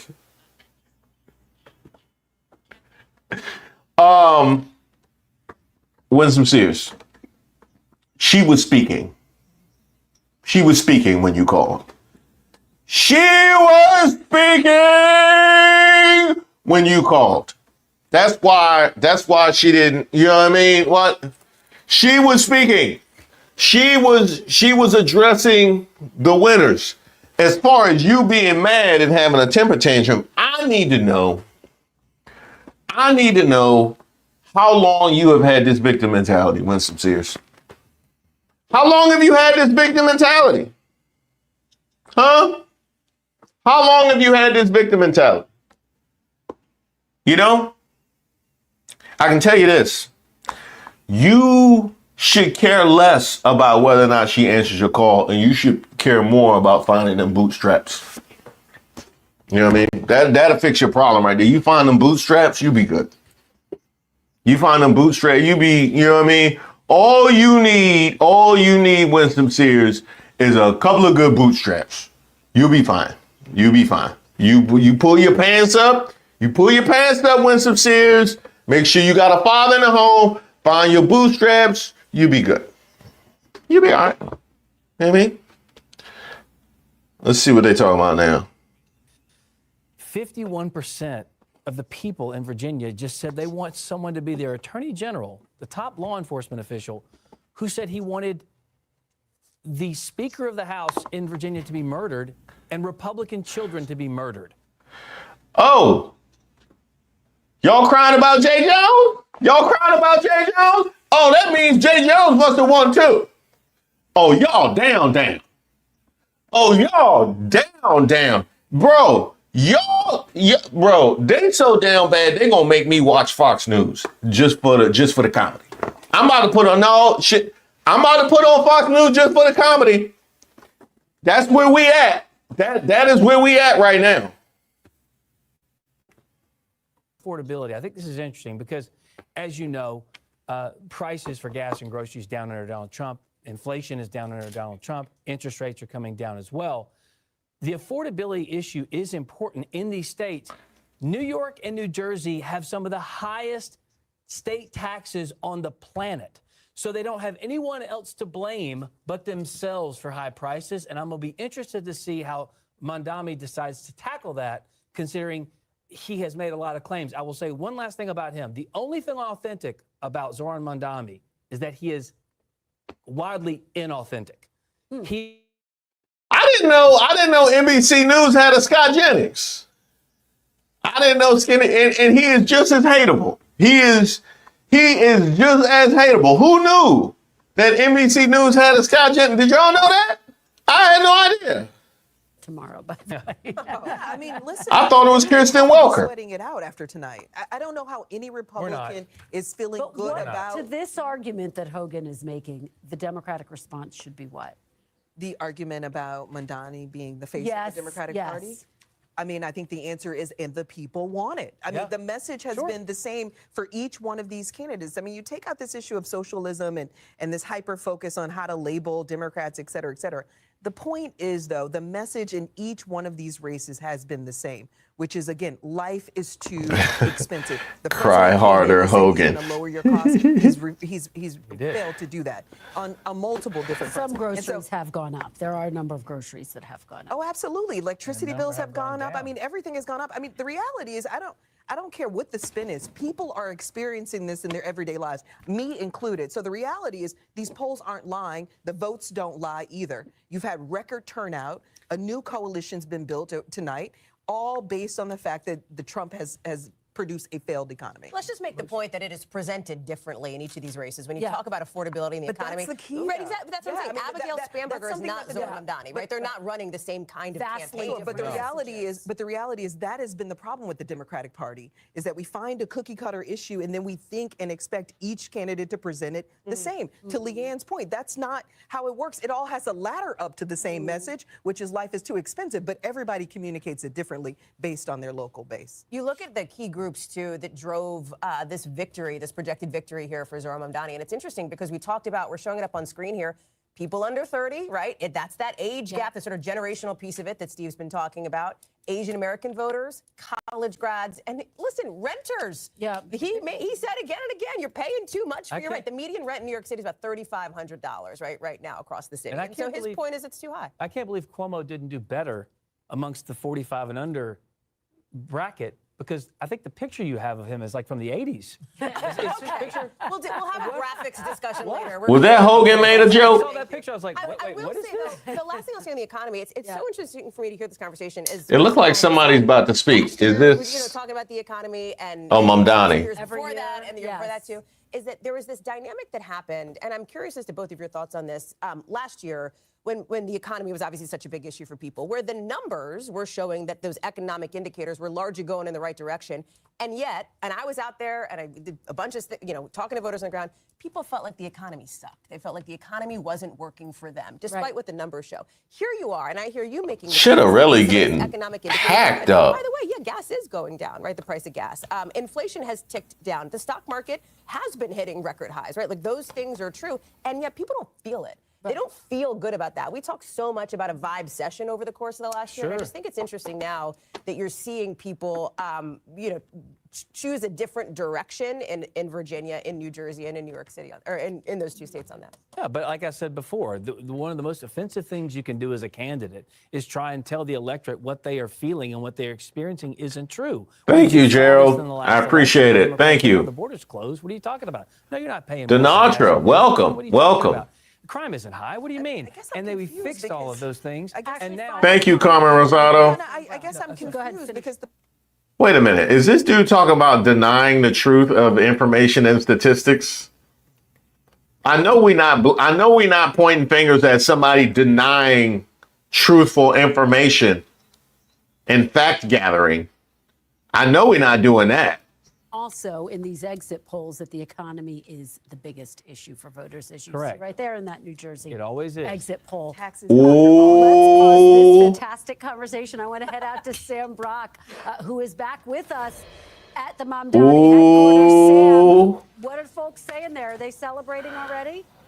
I gotta find that. You know, it's interesting, Kristen. There was almost like a delayed. Is anybody covering? Is anybody going to Winsome? Mamdani, and then about maybe 2 or 3 minutes later, all of a sudden there's just this huge wave of applause. Welcome, Austina. Behind me is just filled Welcome. up, it's packed. No insight as of this moment as to when we're going to hear from Zohar Mamdani. But look, if I told I feel you, Lily. I feel you. 6 months ago, before the primary, that this 30 Yeah, release got the release to file. Yes, right. New York City, or he will be in more Fresh than off the 2 years. presses. He's gonna be on this super Fresh off the presses right there. You can get it at peoplesgetup.com. And soon you'll see it on my YouTube. So, yeah. I'll probably be wearing this for my video tomorrow. Talking about around the round table, the idea that the Democratic Party in the 30 states. Welcome, Purple, and that's it. Welcome. Has hemorrhaged Democratic voters in the last election cycle, all 30 of them. What has Zohar Mamdani done beyond just the? Oh no, New Jersey closed at 8. People that either Here from Gloucester. or were not aligned Elsie, okay. in the last couple of election cycles. And I'm talking So Chitterelli didn't get past. I thought New Jersey closed at 9. Educated voters, Southeast Asian, All right. Muslims, some Jewish. That was New York that closed at 9, maybe. New Jersey closed at 8. Kristen, there's this Okay. great video that he's posted online. He went to the Bronx right after. Love your energy, Reese. This is so exciting. Love your content. Thank you for always keeping it around. Thank you, Stephanie. I appreciate that. Thank you so much. That's a beautiful message. I appreciate it. None of them wanted to get involved. A year later, Welcome. Welcome, Middle Times. Welcome. Giving him high fives and saying how inspired they were by his messaging. So I know a second ago you were describing comments about what I got Mom Donnie one. Thank you, Nicole, keeping me on point. When it comes to the empathy, Mo Army, thank you very much. Mom Donnie made me jump. No, Mag Daddy makes me jump. He's approaching right now, and I haven't checked the latest. I appreciate you, Jason. Around 50%. Okay, that was not where Zoran was for most of this campaign. Even the most optimistic polls. Yeah. 46, 47. You know what it is, Lily. High 30s. So he might be overperforming here, or perhaps. You know what it is about Staten. Either way, he's close to 50%. It is a new day and age. Welcome, James. Welcome. This is a democratic socialist platform, although let's be New Yorker, Jersey resident, over the moon, envisioning Orange Bomb. That is Anali. Thank you for that visual, Anali. We appreciate that. Thank you, Marcy. Thank you, Marcy. PF Dennis, thank you for your gift. If you received PF Dennis' gift, send some love. I stopped watching MSNBC after November 24th. Are they turning into CNN where pandering to the other side and ignoring truth? What could shock me? I mean, maybe it's the difference. Honestly, I don't watch a lot of NBC. I watch them MSNBC, but maybe that's the difference between NBC and MSNBC. Maybe that's the difference because they've been wild today. I can tell you that. Victory, who of course called him to offer to be a sounding. Welcome, Julia. Welcome. Welcome. Sam Brock, fantastic reporting there. Thank you. Chisantos, thank you. Thank you very much. I appreciate that. Who is at the headquarters of Andrew Victory. Cuomo. We rejected the fascist. Look, Andrew Cuomo thought perhaps Puppet is right. last-minute overnight Thank you, John. I appreciate President that. Trump could help him peel away some of Curtis Sliwa's supporters. He did, in fact, but it just wasn't enough to get him over. They look like it. He, by his own Peace to Mateo. They look like it. That, and you should hear the music. I don't know if you can, but the song is Welcome. Breaking My Heart. Really, no. Welcome. The mood here is Welcome, Richie.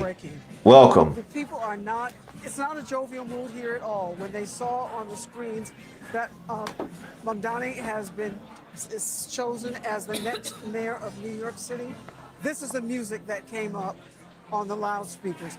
Are they crying? When there's so many people who were thinking that. Are they crying? That's what I need to know. Out because there was when Curtis Sliwa came up on the big screens and he was talking, the entire room that's filled with people, they booed in disagreement with Sliwa and even the fact that he was on that screen.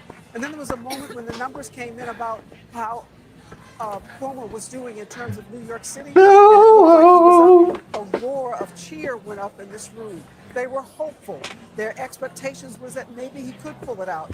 As the former governor of New York said that he thought that the polls were closing.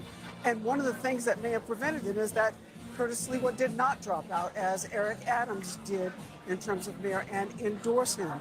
But what will happen now, I think that people are still lingering here, thinking that their candidate will come out and address them. Go on! What he will say to them certainly is yet to be determined. Y'all better get them cabs. The support that he got from this crowd. He had tried to do this. I know all the black ones done left because they know they can't compete for them cabs when everybody leave. Political career after he had left the office of governor in disgrace only 4 years ago. He was campaigning on the same kind of issues that Mamdani was, and that was affordability, that was about safety, and he was saying that he had a record of doing those things and creating affordable housing. Don't go It resonated with the people who were filling this room tonight, but apparently it did not resonate with all of the New Yorkers, and the majority of them who went out to the polls and cast their ballots. So it was an effort that he said he thought he could win at the rate that the polls were closing. We talked before about how the numbers of people who turned out is history making in this city in terms of the numbers who turned out for a mayoral race. but it was not enough for Andrew Cuomo to turn around his political fortunes. It certainly was not. Rahima Ellis, thank you so much for being there for us tonight. We really appreciate it. Y'all remember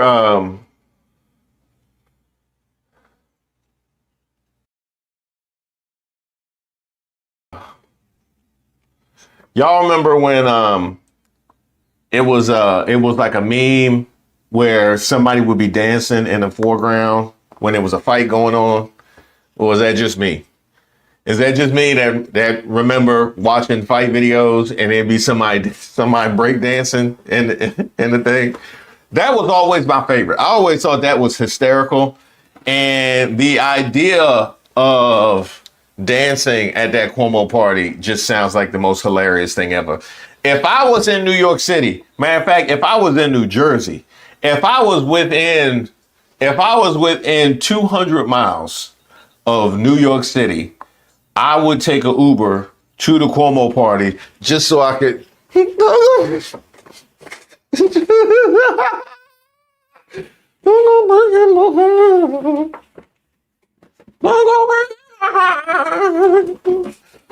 why y'all playing music then?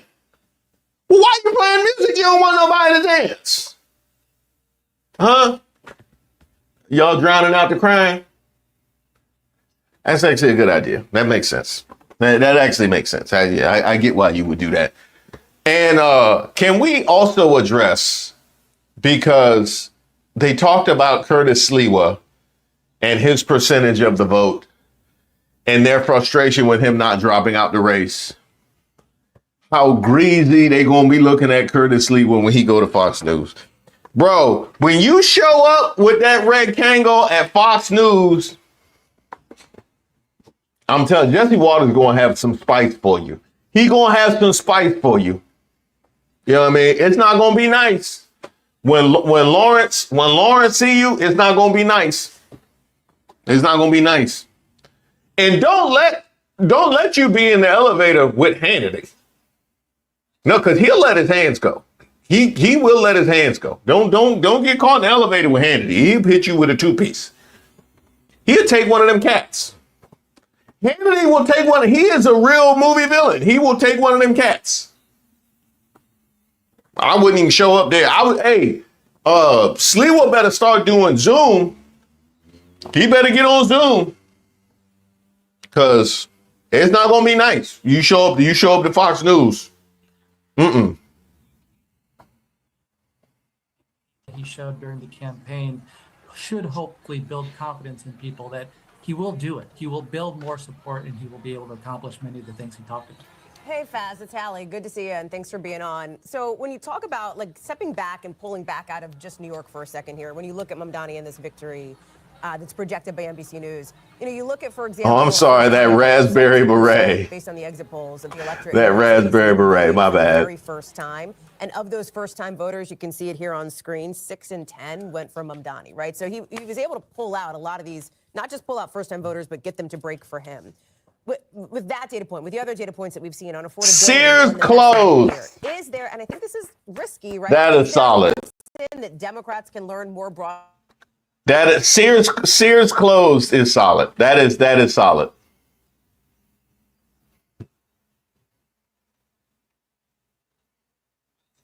And we all should think about what happened tonight in New York City, as it turned out to be a primary within the Democratic Party. And it gives you a sense of where are Democratic voters when given choices, in my view, a choice of a corrupt kind of pro-billionaire establishment candidate in Andrew Cuomo, and then somebody who's offering bold, new, positive solutions that energize, to your point of the graphic, new voters and excite people about a type of politics. And what we've been told for a long period of time is that kind of exciting kind of politics doesn't sell well, it's naive, it's pie in the sky. Obviously, lots of billions are spent to try to send that message. And yet, mandate of majorities of Democrats, strong majorities of Democrats saying, that's it.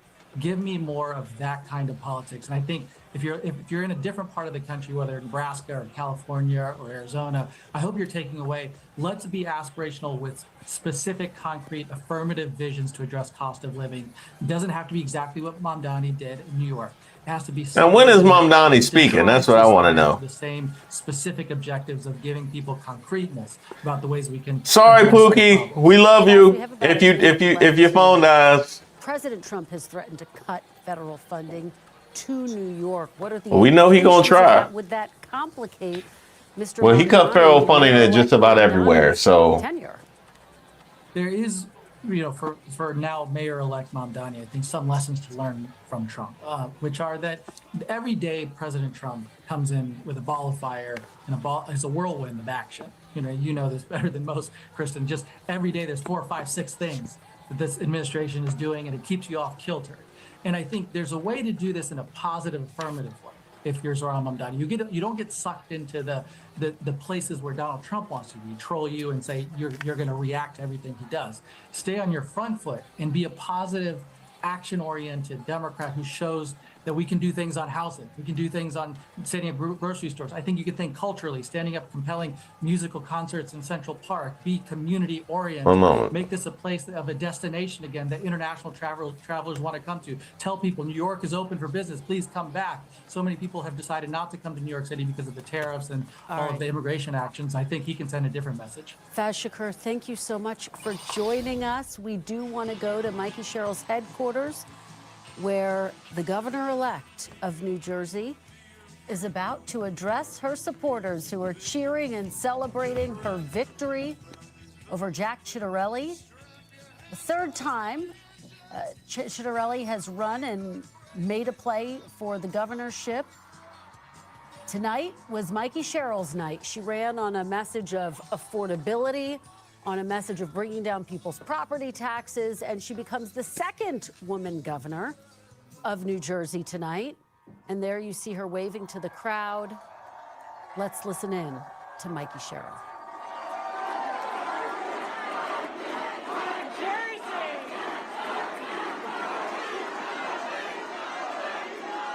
Wow. They always say we're loud, but man, with this vote, you guys just scream from the rooftops.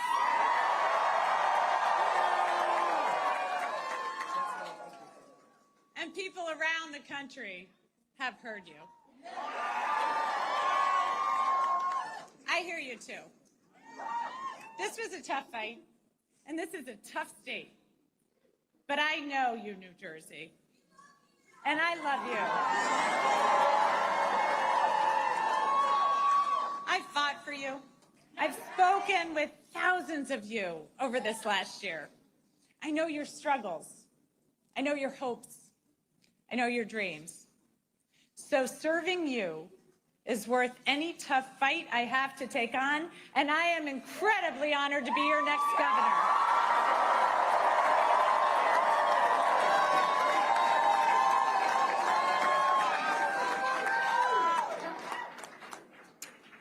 When I was 18, I raised my hand and I swore to defend the Constitution. And that moment defines me. It taught me that leadership means carrying the weight of other people's hopes, standing firm when it's easier to bend, and always putting the common good above personal gain. And I know how hard it can be to serve in these times. And I just got a call from Jack Ciattarelli, and I want to recognize him for stepping up.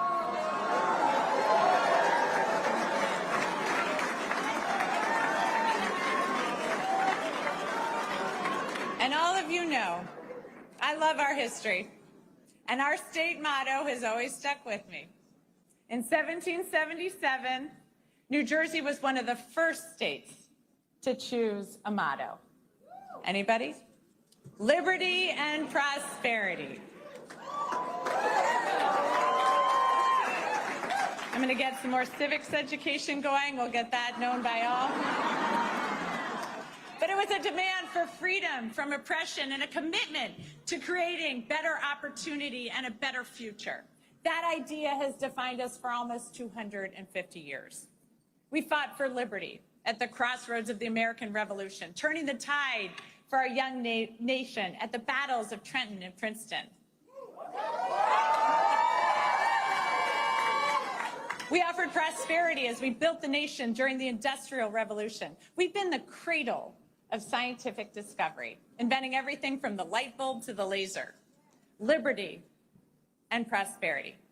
I've seen the genius in that motto over the last year because both are essential in our democracy. And as the president is backing away from this ideal, cutting SNAP, ripping away health care, terminating Gateway, we here in New Jersey are bound to fight for a different future for our children.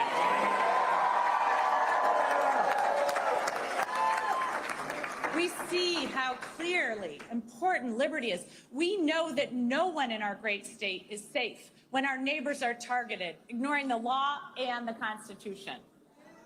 But prosperity is equally essential. Liberty alone is not enough if the government makes it impossible for you to feed your family, to get a good education, or to get a good job. So in this country, that shouldn't be too much to ask. But right now, all of it seems at risk. Governors have never mattered more.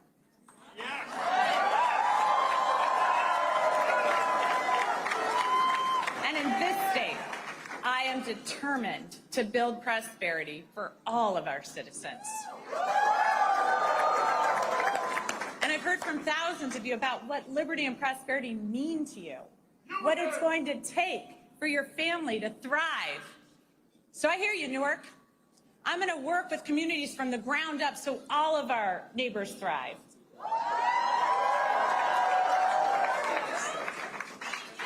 I hear you, Sham, so I'm going to declare a state of emergency on day one to drive down your utility costs.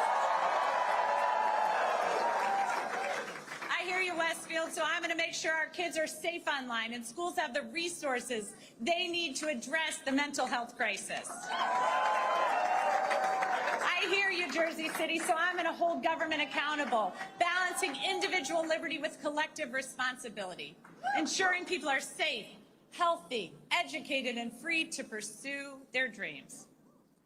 I hear you, New Jersey. Good government doesn't just manage problems, it solves them.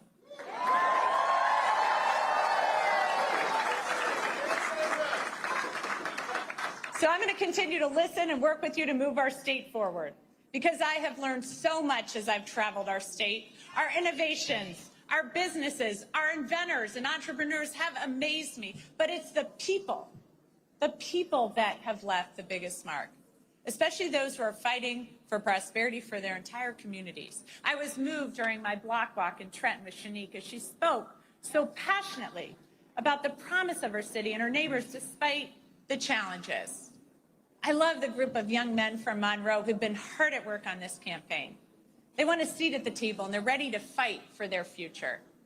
The little girls who come up to me to say that they're going to be a governor or they're going to be a president. It reminds me of my own belief that anything was possible. Akeem's team, who worked their butts off,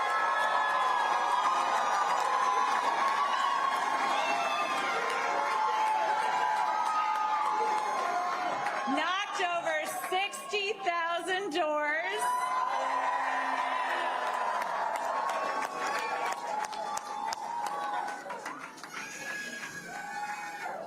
Akeem told me these are not the kids who will succeed in Trump's vision of this country, but they will in mine. The men and women in labor.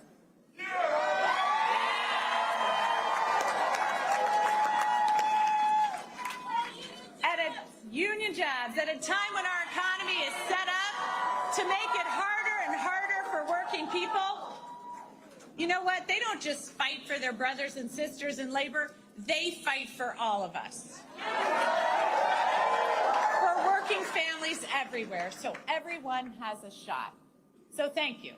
Thank you to each and every person here tonight and across the state who's worked hard over the last year. Thanks to the thousands of volunteers who made millions of calls, texts, and canvases, to everyone who's ready to stand and demand a better future for our kids and our families. To my running mate, Dr. Dale Caldwell.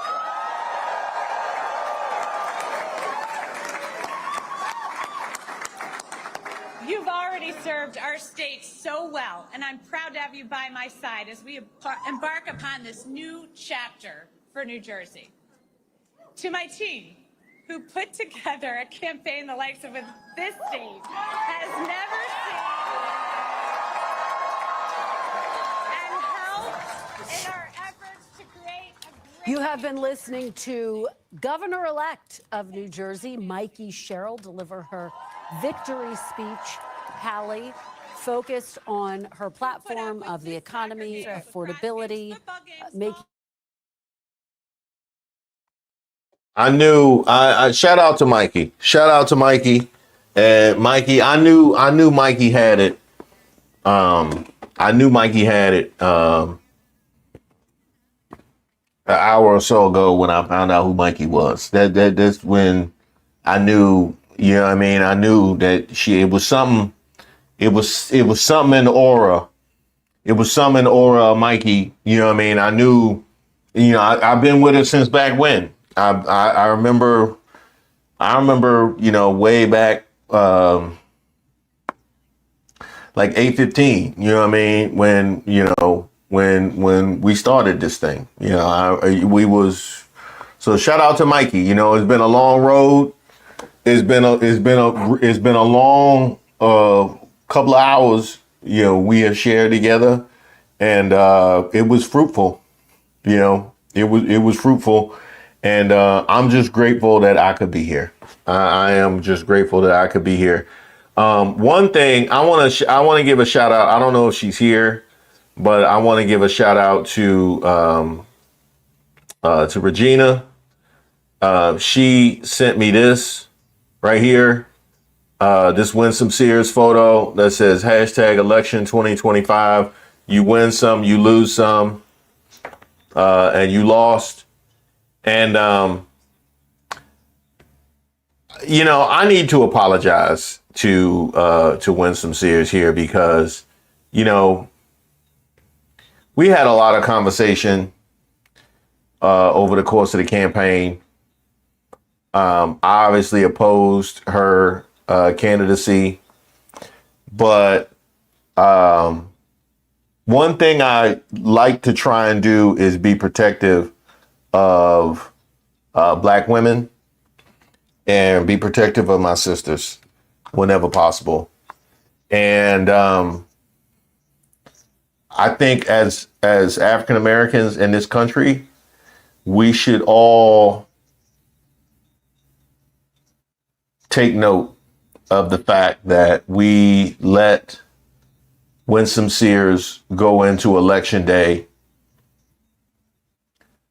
with the Mr. Glass. She went to the beauty salon.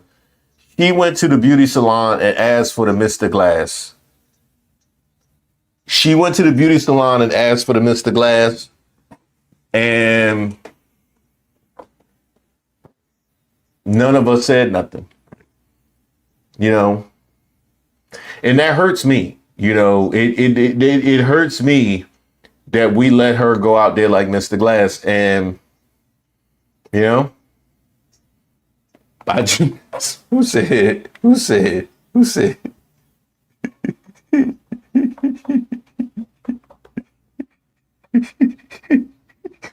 Yeah.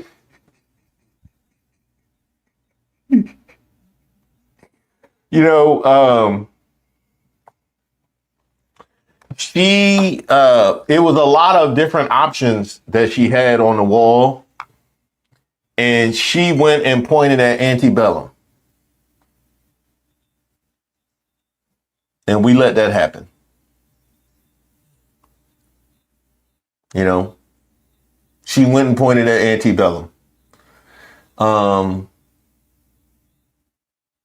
I don't know if she was trying to turn back the clock and bring Virginia back to its roots or what she was trying to do. But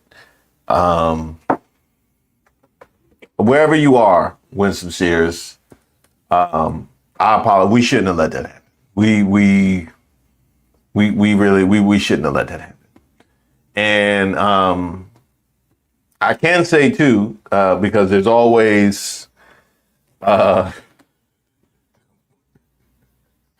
Listen, when hot comes attack. Uh, um, I feel like we have spent a lot of time. We've spent a lot of time commiserating about Candace Owens, especially about her presentation. Candace Owens never went out like that.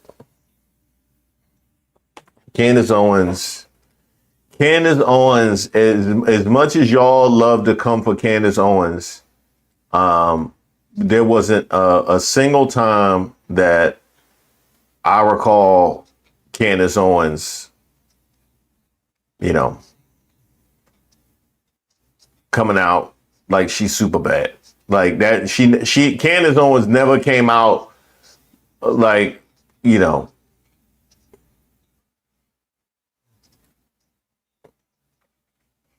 and I guess we should have some compassion. We should have some compassion for Winsome Sears, because, you never know what other people are going through. And she was trying to win the governor's seat in Virginia at the same time as she was trying to promote Mike Tyson fights. You know what I mean? We didn't know. She was out here trying to promote Mike Tyson fights. And, she had video commitments for Punch Out, and all while running for governor of Virginia. So I think we can give her a little bit of kudos, but she accomplished a lot more than we thought that she did.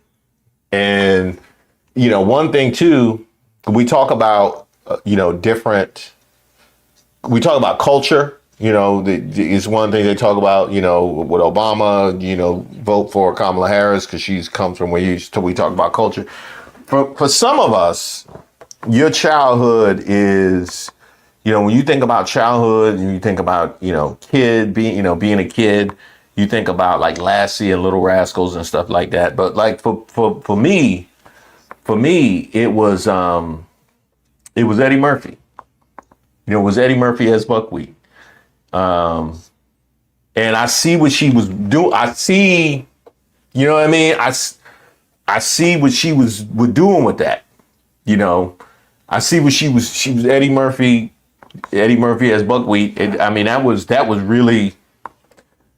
really well done. That was really well done. And I know we have a lot of older people from, we have a wide age demographic here. So with a lot of older people, you think about like shows you used to watch, like What's Happening and Good Times and Mod Squad. But for people my age, it was like Tales from the Hood, Tales from the Hood. It was one part Buckwheat Little Rascals and one part, Clarence Williams III, Tales from the Hood.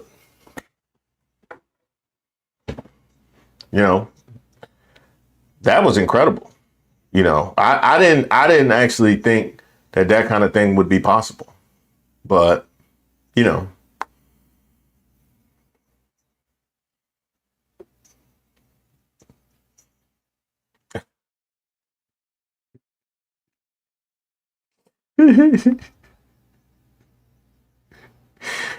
lot of people were wondering, with this race in New York City being as front and center of the political scene, the question had been asked, where was Al Sharpton?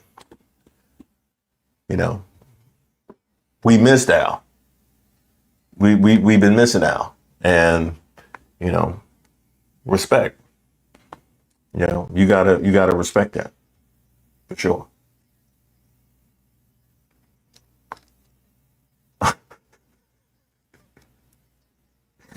Oh, all right. I don't see any more here. I don't see any more here. That was.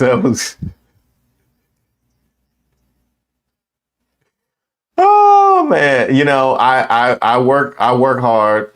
I work hard to try and keep it above board. But let's see what they talking about now. By the way, I believe California ends at 11 Eastern, right? Isn't that when the polls close in California? 8 o'clock Pacific, 11. I was going to try and wait and see if Mamdani speaks or if they call California early. So just FYI, that is the the housekeeping. And then I'm tomorrow probably will be a BOGO, honestly, because I'm going to edit together a reaction video. I'll record a couple other things to put in a reaction video to make it like cohesive. So I'll have a reaction video that's going to go out early tomorrow. So be on the lookout for that. But then I got these videos been collecting. So y'all going to have to get a video. Either I have a video about the shutdown blame for the Republicans and also one about Katie Miller, who's wildly out of pocket. Katie Miller is out of pocket. And that video has just got pushed and pushed and pushed, and she needs to get this work. So one of those two is going to go tomorrow. All right.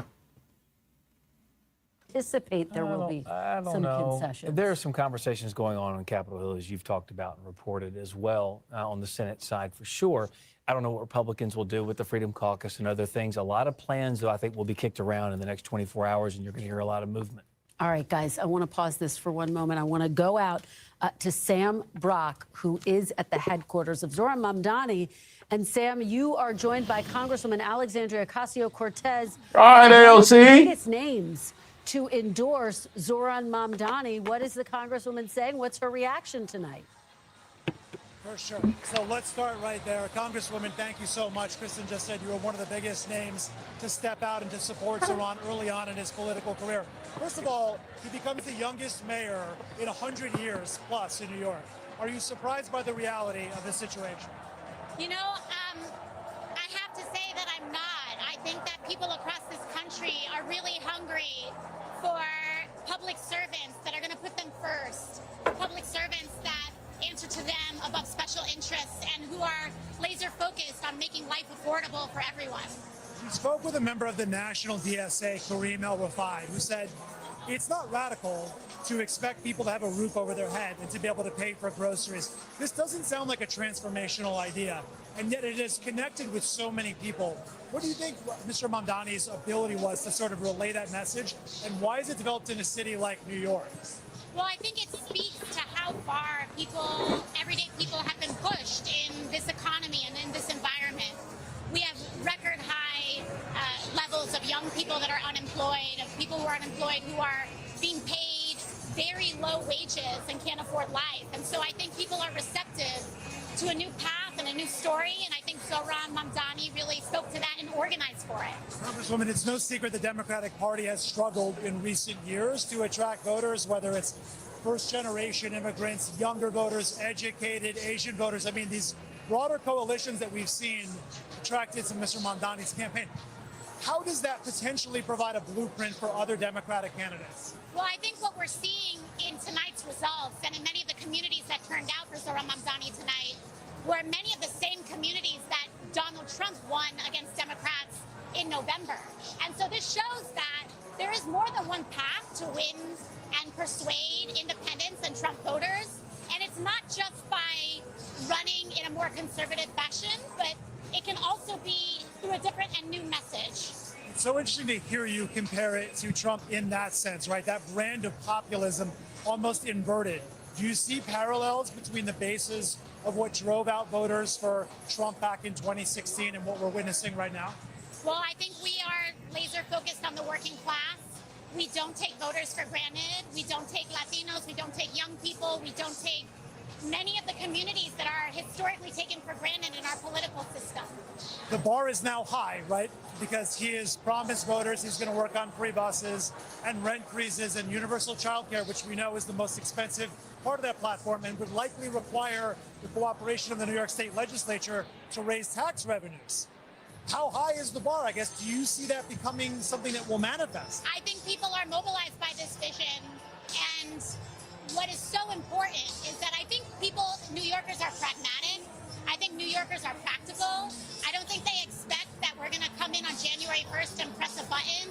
But I do think that New Yorkers are very motivated to vote for someone who has those goals and wants to move in that direction, as opposed to no direction at all.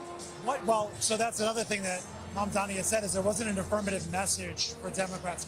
What's the takeaway, right? People around the country are looking at this race and saying a Democratic Socialist, just one office, sure, that could work in New York City. It's never going to work in other places around the country. To them, you say what? Well, you know, I have to say, so I'm a millennial. I'm 36 years old.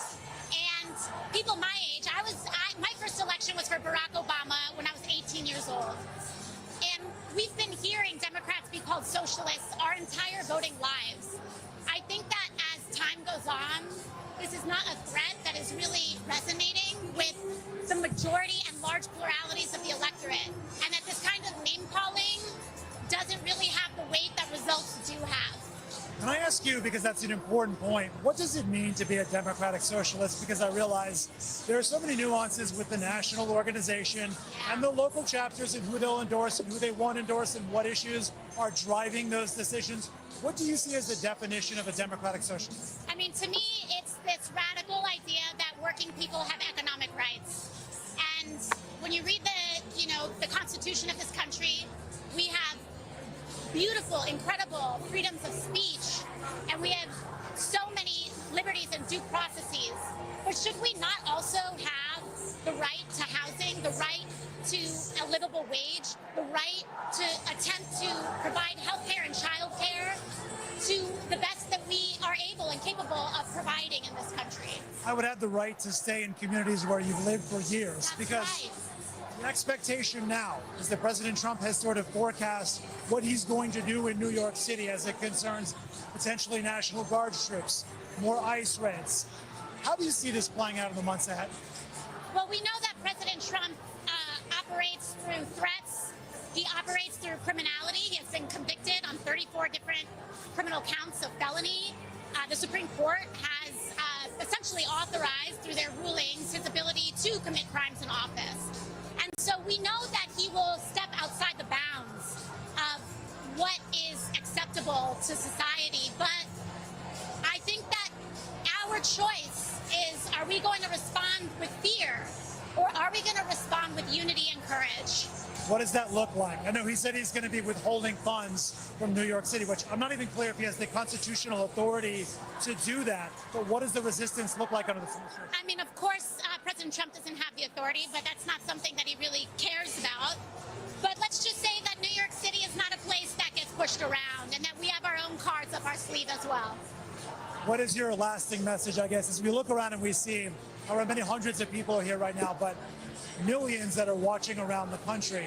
What are the takeaways from Zohran Mamdani's ascendance from someone no one had heard of as of about January to winning the primary and now the next mayor of New York?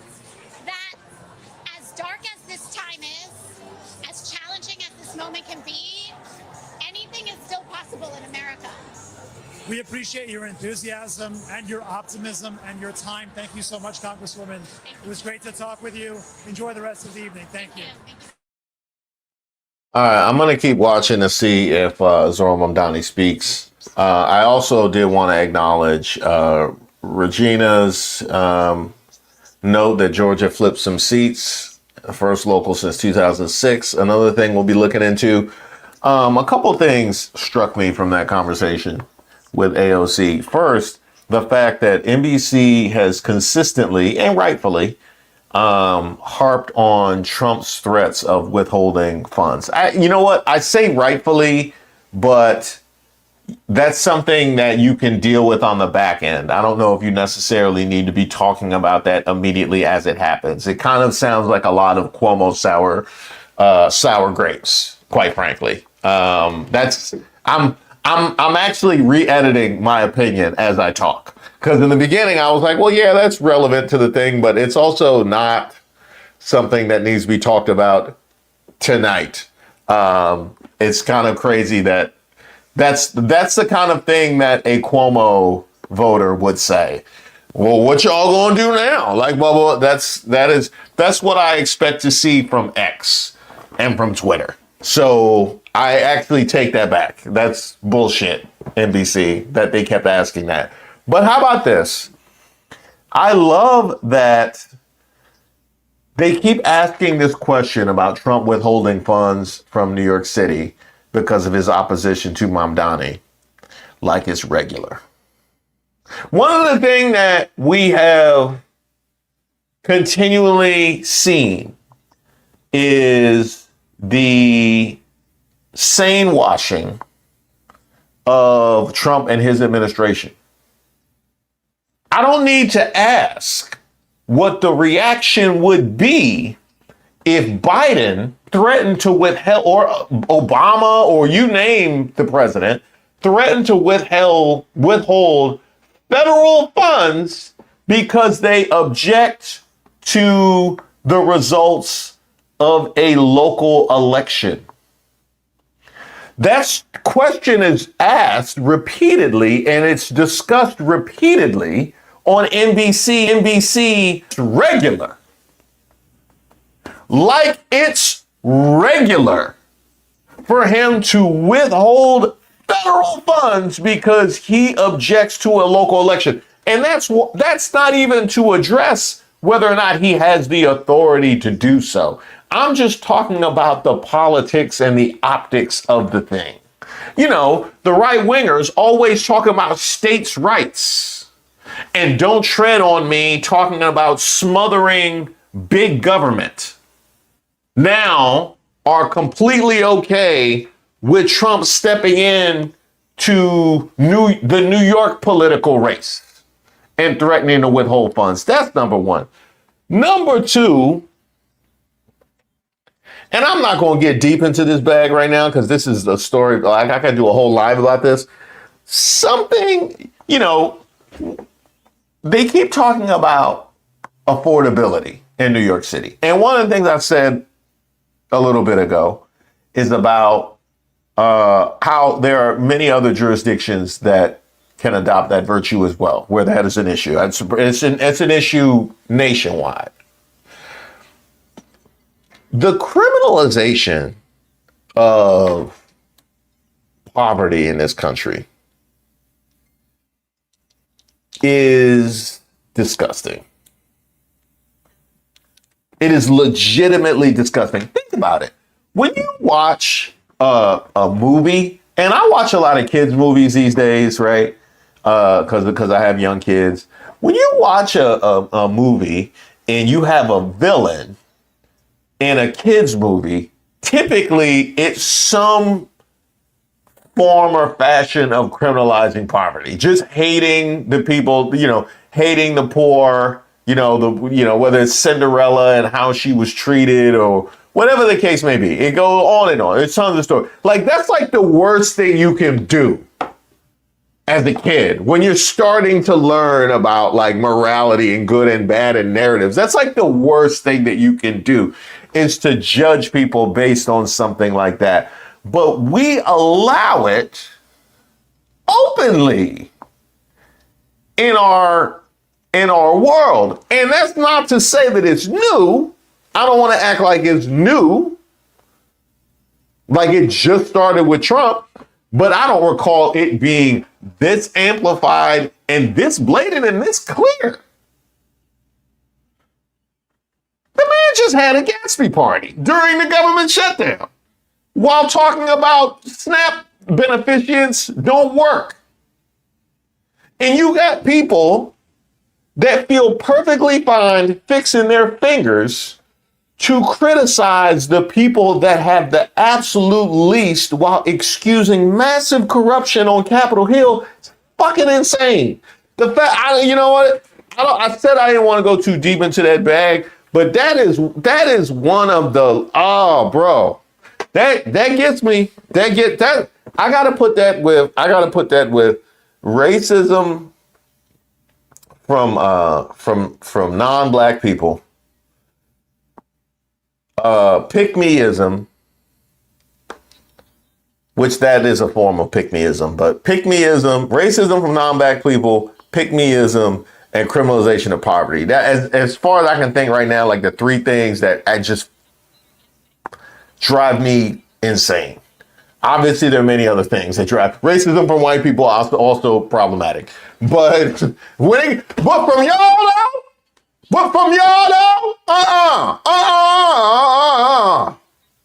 though, No. We're not doing that. We're not doing that. I think those are the three.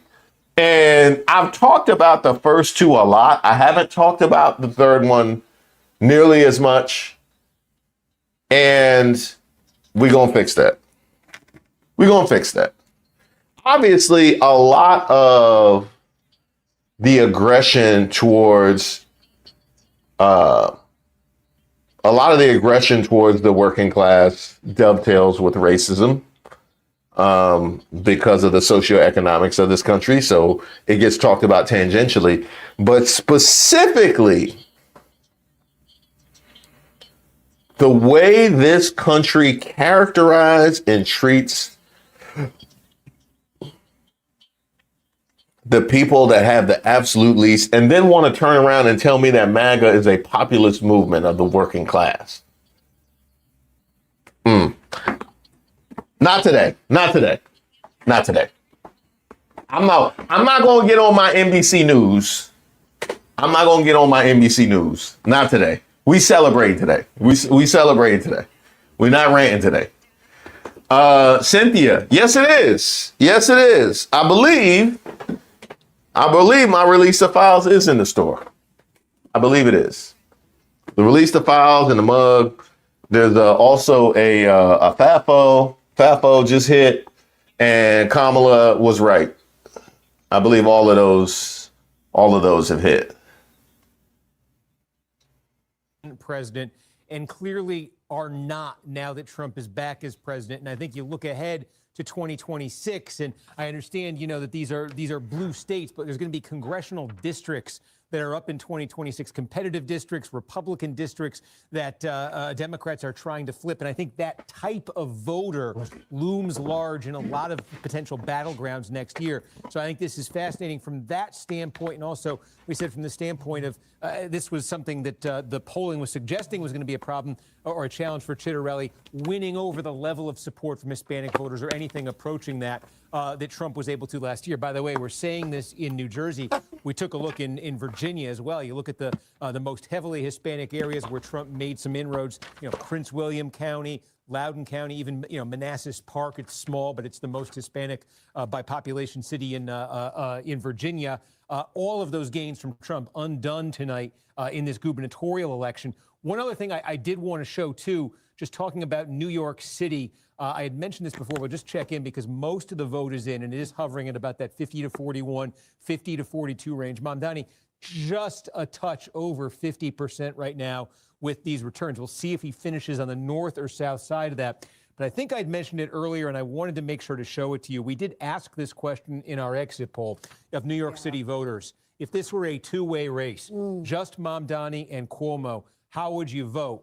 And this is what we found. 47 for Mamdani, 44 for Cuomo, 6 not sure. So again, one thing that struck me looking at these results tonight was how much the voters sort of decided. There were voters who clearly were not going to vote for Mamdani. Oh, they gonna eat Curtis Sliwa up. Decide at scale that Curtis Sliwa was not a viable candidate, and they did end up breaking to Cuomo and bringing him, looks like about an 8-9 point loss for him. He was staring at some much deeper gaps in polls.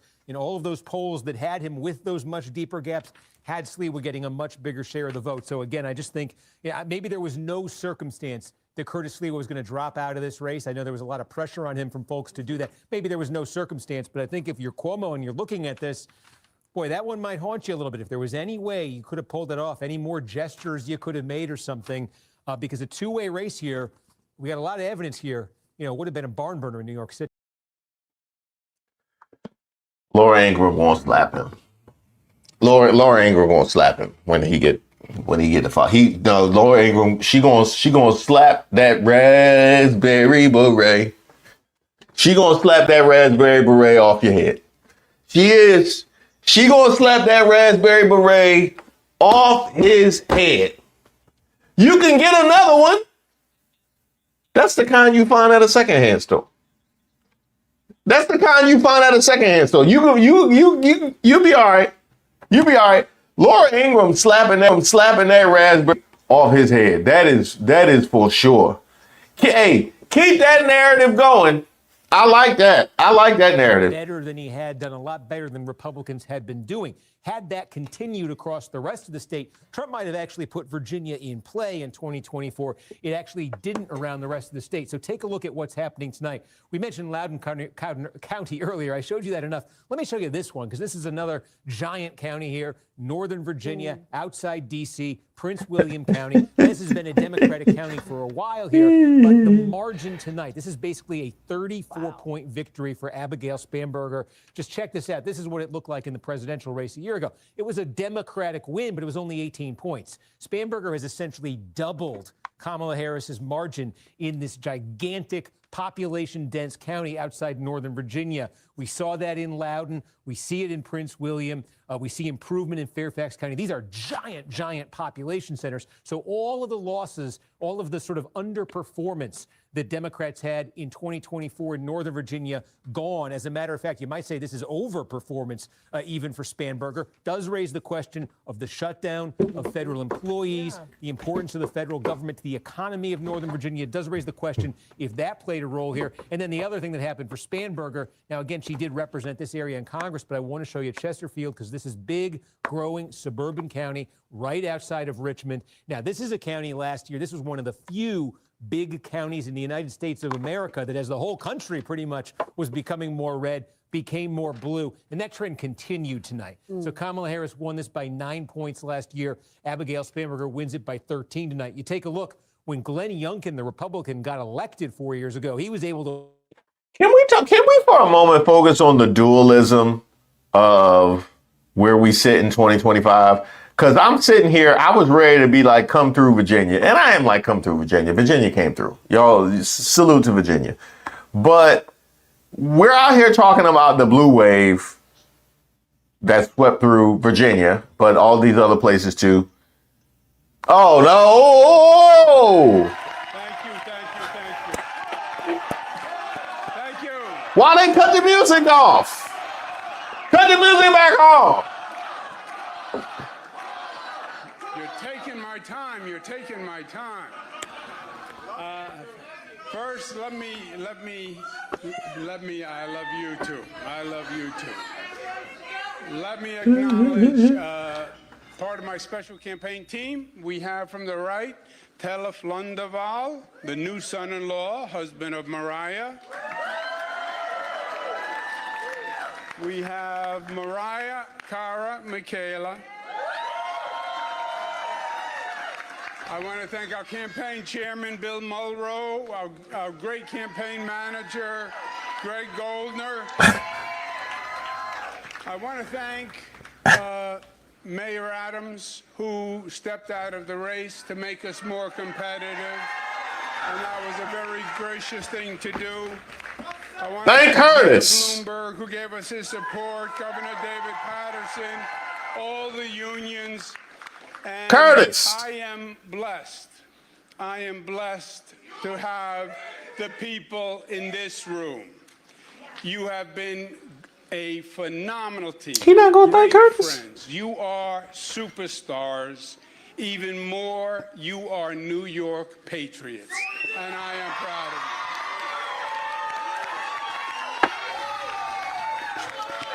you. This campaign was the right fight to wage. And I am proud of what we did and what we did together.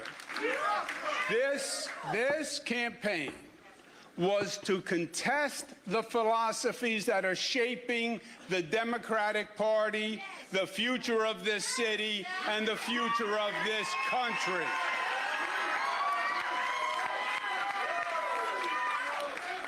And this coalition transcended normal partisan politics. It brought together Democrats and Republicans and independents, joined by the simple fact that their first allegiance is as citizens of New York City.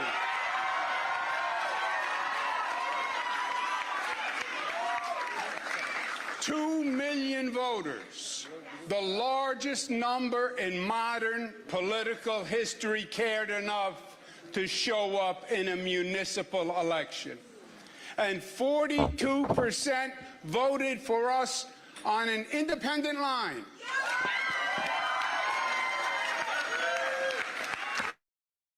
Shout out to the mods, by the way.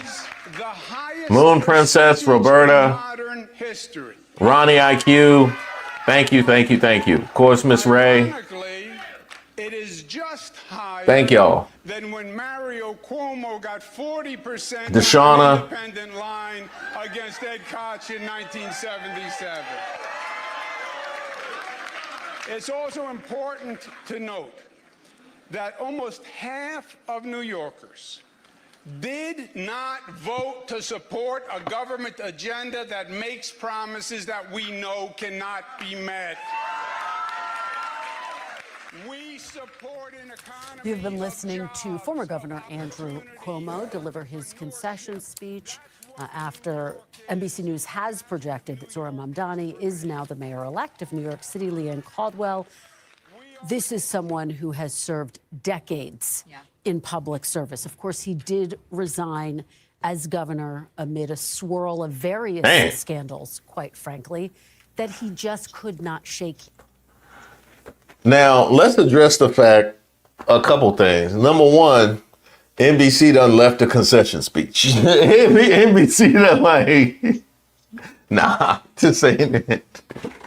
This ain't it. We out. But what I really want to address is we heard Andrew Cuomo's concession speech. They never did go to Winsome, did they? They never did go to Winsome. Rob, Winsome can't even get a concession speech. She can't even get a concession speech. Oh, they had a disagreement on hair and makeup. Oh, okay, that makes sense. All right, well, that makes sense. All right, well, she was speaking. She was speaking, and they didn't see fit to go to it. That's what I wanted. That is what I wanted. The number one thing I wanted today was a blue wave. The number two thing I wanted today was Winsome's concession speech. I wonder if CNN went to it and I just missed it. It's a possibility. Faction of the party that is going to be the path forward, or the more liberal, progressive, democratic socialist wing of the party.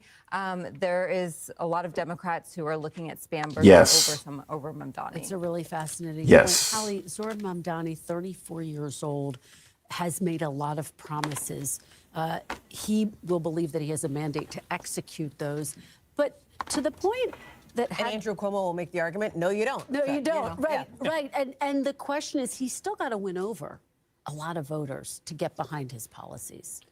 If he wants to win their hearts and minds, absolutely. Now that he obviously has won the election, is projected to win the election. And so he's got a road ahead that I think is going to be fascinating to watch, just from like a policy implementation perspective, right? And the way they're getting on my nerves over here. Staked out this progressive position inside his party. I mean, the country's biggest city, and try to steer the ship that way. I also think when we look at this night, and I'm looking at the clock here, 10:47 Eastern time, we've talked a lot about these three races on the East Coast. Remember what's happening in California? I'm waiting on it. Not just in California, but this redistricting arms race that's happening across the country. Huge implications for 2026. And by the way, for years beyond that as well. And so this is a fascinating one to watch. I'm waiting on California. I ain't forget. That's where I'm going to 11. Hallie, at 11 p.m. Polls will close in California, where voters are voting on a ballot measure that would redraw the state's congressional map in favor of Democrats. California's Prop 50 is a direct response to Texas, where the Republican governor signed into law a new map targeting 5 Democratic-held seats. It comes during a nationwide redistricting tug of war, with Republicans eyeing seats in not only Texas, but states like Missouri, Ohio, and North Carolina, while Democrats look to Virginia and New York, in addition to California, for their own edge. NBC's Liz Kreutz joins us from Los Angeles, where this is the big race out there. Liz, I had the opportunity to interview Governor Gavin Newsom. He said he feels confident that Prop 50 will pass. What are you hearing as we anticipate polls closing just moments from now? Yeah, hey, Kristen, we're about 12 minutes till polls closing here. I just got back from a polling site in LA where there was an extremely long line of people that went down the block, folks waiting to vote in this special election, where there was literally just one question on the ballot, and it is asking people whether or not they support Proposition 50, which would introduce these new congressional maps into the states temporarily for 3 elections up until 2030. Oh, somebody tagged me on Twitter. Okay. The long line I saw there is not alone. We're seeing images coming in from across the state on college campuses of folks lined up tonight to vote. And I think, Kristen, what it is speaking to is the enthusiasm around this proposition. I think that's even surprised Governor Newsom, perhaps, and top Democrats. I didn't know 2 months ago when it was introduced whether voters were going to really understand sort of what redistricting is and why this matters. Their message seems to work. They have raised $120 million, so much so, as I was telling you earlier, that Governor Newsom's team had to put a statement out last week saying, like, stop donating. We've actually raised more than enough.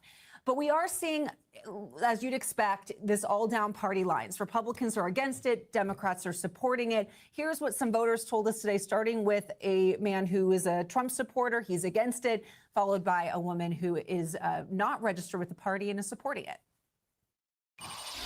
The system is set up already, and it doesn't need to diverge and be something else to benefit one system versus the other. We have enough problems right now. Why is it important to come out for this special election? What brought you out? What brought me out? The state of the country? I've been unemployed for over a year. So I have to vote because that's the only way I can voice my opinion. And that woman's emotion there, guys, I think is really tapping into what Governor Newsom was trying to, I should say, tap into by putting this proposal forward, which is he made the case consistently that this is about more than California, that this proposition is about being able to voice your anger with the Trump administration, protect democracy, and speak out against the direction of this country, guys. Well, what happens in California could have huge implications for the midterms and for Governor Newsom's own political future if he does decide to run for president. Liz Kreutz, thank you for that. I see we got New Yorkers in here, or so rather we got NBC News chief data analyst Steve Kornacki. we got some Californians in Big here. races tonight, and you're All right. watching California. Polls close at 11 p.m. We Eastern. waiting What on are you it. watching for there, Steve? Yeah, Close it out. You get big batches of votes in these counties. That early vote, a lot of that mail vote comes in. California is a state where a lot of vote comes in fast, and then the rest of it comes in very, very slowly. So if it were a close race, it could take till December. But what have we been seeing tonight? And to put this in some perspective, between Virginia, We waiting. New York City, not surprisingly, and New Jersey, you've seen low approval ratings in the exit polls there for Donald Trump. You see an even lower approval rating for him in California. You see how that's correlated with the results, it appears, in Virginia and in New Jersey. And if you look in California, so much of the messaging that Gavin Newsom and the supporters of this initiative have put forward has been, hey, deliver a message to Donald Trump. Fight Donald Trump. If you vote yes, you're doing that. So just you look at Trump's Thank you, approval Alina. in the Well exit polls in done. California, we have him in the low 30s here. This is a state he lost. Aaliyah, apparently she already spoke. That's a very tough hill to climb for folks who I gotta want to check take that this out after the fact. referendum. We do have an exit poll, as I mentioned, that's been conducted there, which we can reveal the full results from. And Shout out, Gino. Big returns coming in, as I said, fast at 11. So I expect some clarity right away. And I just want to put this in perspective, what the stakes are exactly here. So again, this is about control of the House of Representatives. We waiting on it, T-Love. We waiting on it. Currently stand. Republicans control the House, and they can 8 afford to minutes. lose up to 2 seats. Otherwise, any more than that, they lose control of the House. Now, they have already passed and enacted a new map that could, I stress could, get them up to 5 additional seats out of Texas. What this California map essentially is doing, again, could give Democrats a chance to gain 5 there. And Thank you for that lady. So essentially, that's what's being decided in the next few minutes when we get these California results. Welcome, Reginald and Tiff. Texas, enact the new maps and wipe out what the Republicans did in Texas. Facts. What would happen then, though, is there are other states Facts. where this is playing out. Republicans have enacted a new map in Thank you, Missouri. Megan. Themselves in Thank a new you. state there. Thank you. Thank you. Potential that would go to a referendum. It's complicated. The court Hey, order Chris. is a law and court order. Thank you for popping in. Ohio. Much appreciated. The Thank you, maps Chris. have come into place.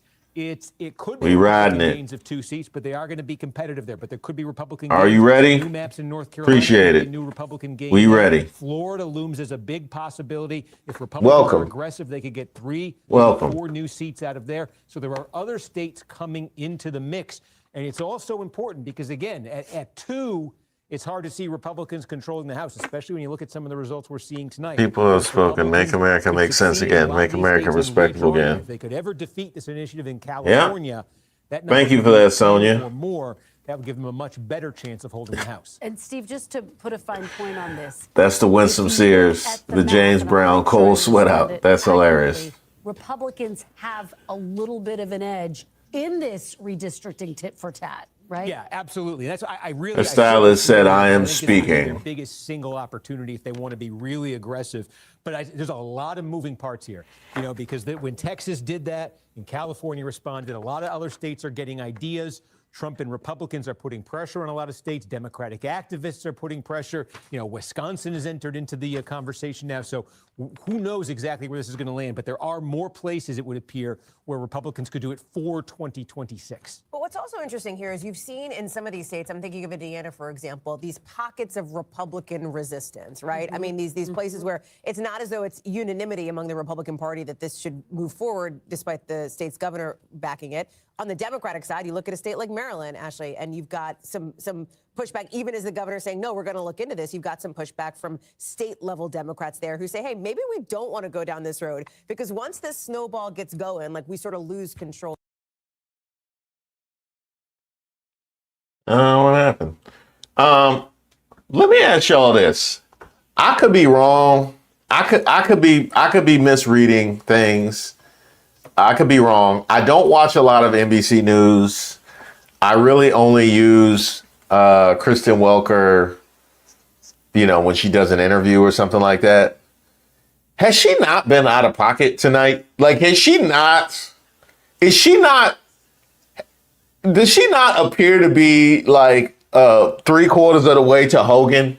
Like she's just crying on the inside. What I'm getting is a Stephen A. Smith. I'm getting a Stephen A. Smith where you can't say what you really want to say because you would lose too much support if you say what you really want to say. So it just keeps creeping out. It just kind of, it just keeps poking out the pores, or it'll be I'm like, shit, how you can host a show with this massive rebuke of Trump and MAGAism. And it's like every time we go to you, you're trying to find some cold water and a problem. And I'm not saying it doesn't have a place in the night. It doesn't have a place in the telecast. Yeah, I mean, you're on the air for a long time. You have to find things to talk about. But every time that's what you have to offer. You know what I mean? I've seen people go savage Kristen Welker before, and I haven't watched enough of her to be on that. But this is bad, boy. This is bad. Fight right now, but talk about how the two are inextricably linked. I love that you're raising this because I think this is such a key part to this redistricting fight. It is 100% about obviously the redistricting and about, the maps and where that goes. It is also certainly about Governor Gavin Newsom being in many ways the face of the opposition of the Democratic Party to President Trump.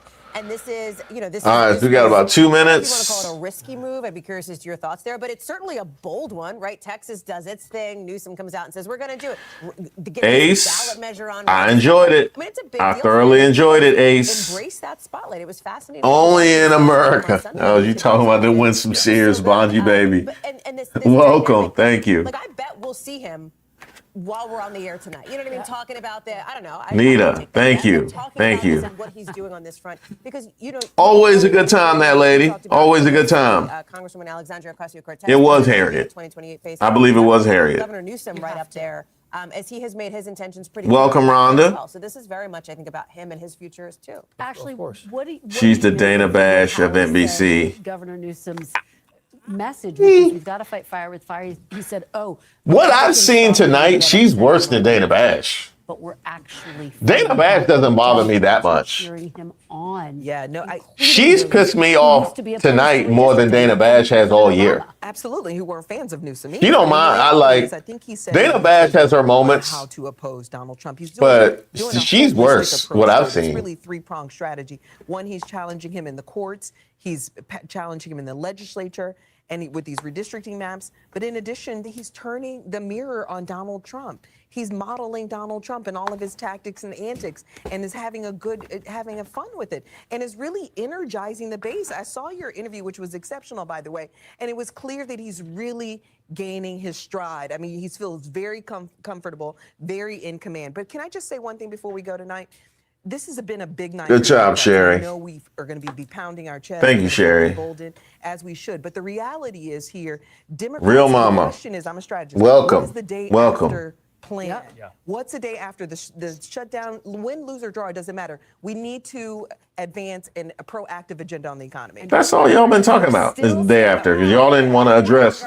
All right. Waiting for the results of Prop 50, and it is now just after 11 p.m. Call Eastern it. time, and we have our final big call of the night. And like all the others tonight, it's a win for the Democrats. NBC News can now project that voters have approved a ballot measure on redistricting that could boost Democrats in next year's midterm elections. Here comes the hammer. Here comes the hammer. Here comes the hammer. I don't know why I did that. That's just a dance that it felt like was appropriate. Campaign focusing on economic issues will be the next mayor of America's. I don't know why I did the hammer dance. I don't. Want to take you to I apologize. Election night. I apologize for anybody that had to watch the hammer dance. The mayor-elect to speak. I apologize. Now we'll bring that to you. In New Jersey, the governor there, NBC News projecting that Democrat Mikey Sheridan. In Virginia, Democrats. We all in the same game. NBC News projecting that Abigail Spanberger, the next governor of Virginia, and Democrat Jay Jones projected to win the Virginia Attorney General's race despite facing major headwinds after he was forced to apologize for violent messages he sent in 2022 about Republicans. Oh, man. In his state. I do want to go back to NBC News Chief Dad. Well, I'm glad I stuck around. Who's been following all of the races all night long. So let's talk about this ballot measure, Prop 50. NBC News now projecting it has passed. Show us what you've got there, Steve. Yeah, well, I want to explain what we have here because folks might be a little bit confused. We are calling this, you see the check mark, you don't see any numbers, you don't see any counties filled in. So what happened?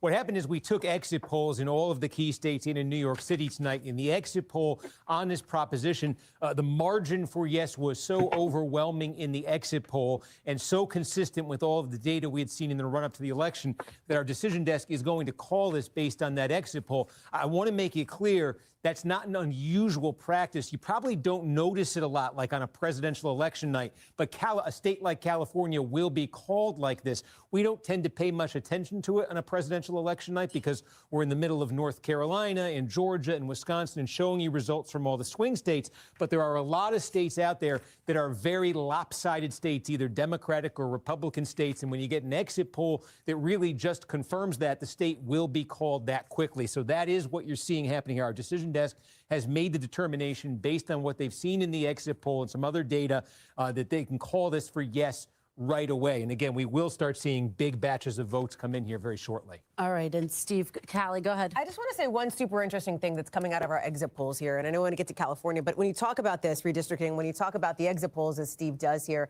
there was a really interesting data point because we asked, the exit pollers asked, do you think each state's congressional district lines should be drawn by the party in power or by a nonpartisan commission?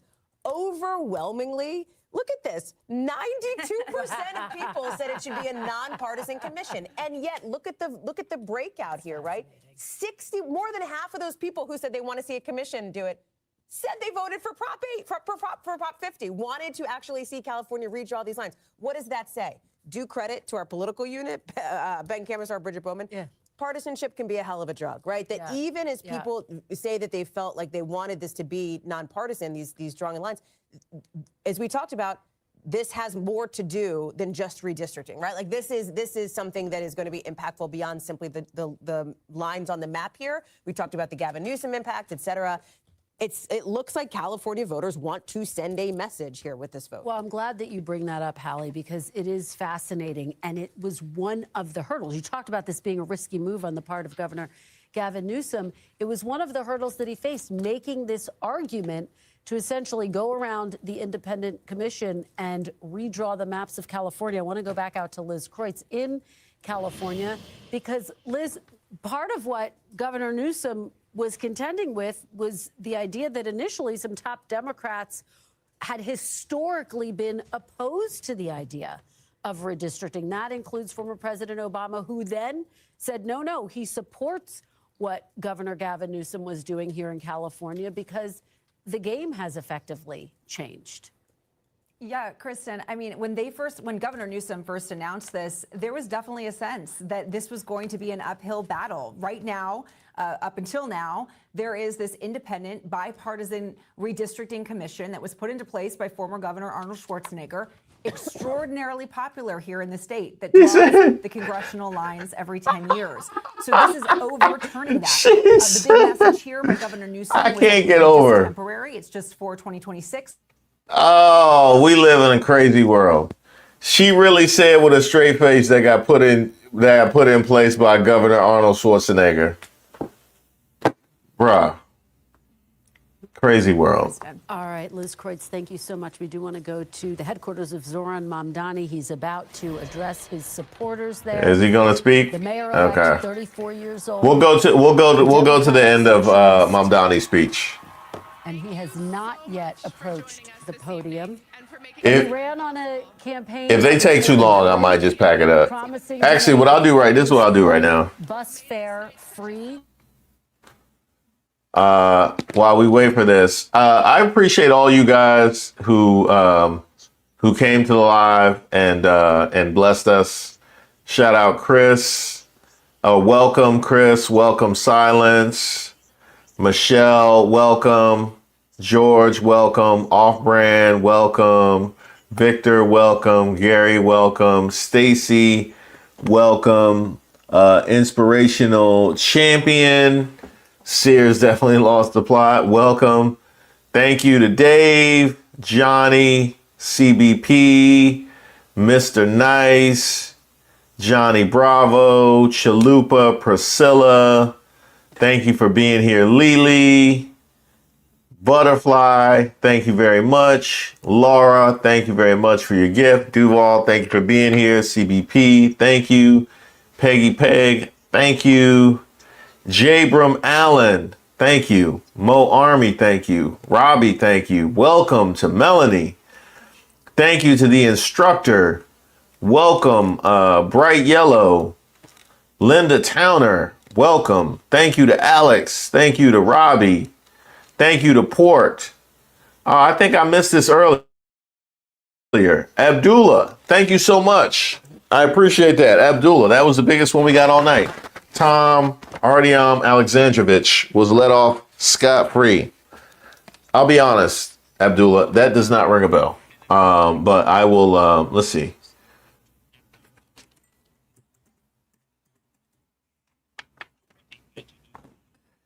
Let's see. Tom Artyom Alexandrovich is a senior Israeli civil servant who served as an executive director. He got caught during a multi-agency undercovers. Oh, that guy. That guy who skipped court to go back to Israel. Yes, I do remember that guy. I didn't remember his name. Yes, I do remember that. That was nasty. I appreciate you for being here, and thank you very much for your contribution. Welcome, Benjamin. Thank you, Kristen. And thank you for I missed you when you modding earlier, but thank you. Rhonda, welcome.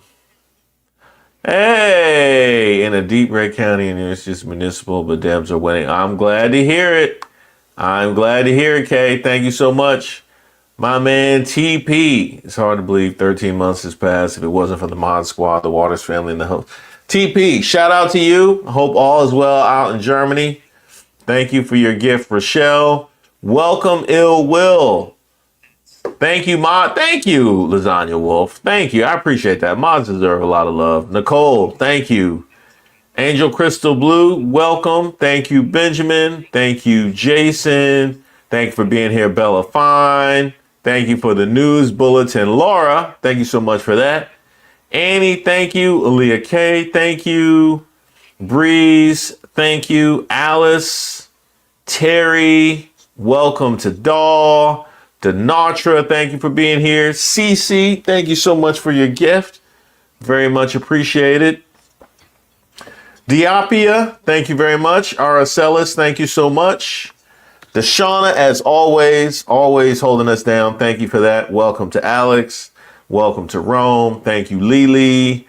Welcome, Misty. Welcome, Cynical. Welcome, Stacy. Thank you to Midnight Oracle. Thank you to India. Thank you, Chalupa. Welcome, Renee. Thank you to Afra. Welcome to AM. Thank you to Super Brian. Thank you, Nicole. Thank you, Michael. Cynthia, thank you. Welcome to AM. Welcome to Deborah. Welcome, Afra. Welcome, Jamie. Welcome, Thomasina. Thank you to Butterflies. Welcome, Princess. Welcome, Cynthia. Thank you very much to Stephanie. Welcome, Carol. Welcome, McKinney. Thank you, Misty. Thank you, Stacy. Rock and Talk, thank you. Sophie, thank you. Deb, thank you. Jamie, thank you. Yondel's got a man. Victory, welcome. I'll enjoy saying that. Jedi, thank you very much. Thank you, Jedi. Mary, thank you very much. AM, thank you very much. Cynthia, Mr. Geese, welcome. Thank you to Misty. KO, thank you very much. Thank you to Gerald. Man, y'all did a lot. y'all did a lot. Y'all got me. I gotta take a break. I gotta drink some water.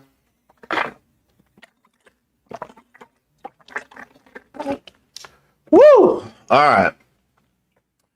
Thank you, Gerald. Welcome to Natra. Thank you, Carmen, Chalupa. Welcome to Austina. Thank you, Lily. Thank you, Malin. Welcome, Purple, and that's it. Thank you, LC Charmed. Thank you, Stephanie. Welcome, Middle Times. Thank you, Chalupa. Thank you, Nicole. Thank you, Mo Army. Jason, Lily. Welcome to James. Thank you to Aneli. Marcy, thank you. Thank you, PF Dennis. Cynical Steph, thank you very much. Will Draco, thank you very much. Welcome to Julia. Thank you, Jasantos. Thank you, John. Shout out to Peace to Mateo. Welcome, Really Null. Welcome, Ricci. Thank you, Redacted. Welcome, Swack. Thank you, DJ. Welcome, Brown Girl. Welcome, Dinah. Welcome, Liz. Welcome, Perry. Welcome, The Force. Thank you, Niece Taylor. Thank you to Glenda. Woo! Tony IQ, thank you for being here. Tobin Kana, thank you very much. Crystal Cove, I remember this one. What's up with Black MAGA? They couldn't bring Winsome Sears through. She lost by 13 points. Damn. That's how I read that one. Thank you, Crystal Cove. Thank you to Maximus. Welcome to PT, Miss Bitch. Tony, thank you very much. Welcome to PT. Welcome to Rhonda. Thank you, that lady. Tanae, thank you. Nita Beta, thank you for being here. I enjoy saying that. Bonji Baby, thank you, as always. Lee, thank you. Mr. Nice, thank you. Sonia, thank you. Trev, thank you. Of course, Regina, thank you so much for being here. Abithwood, welcome. Thank you. Are you ready? Thank you to Dave.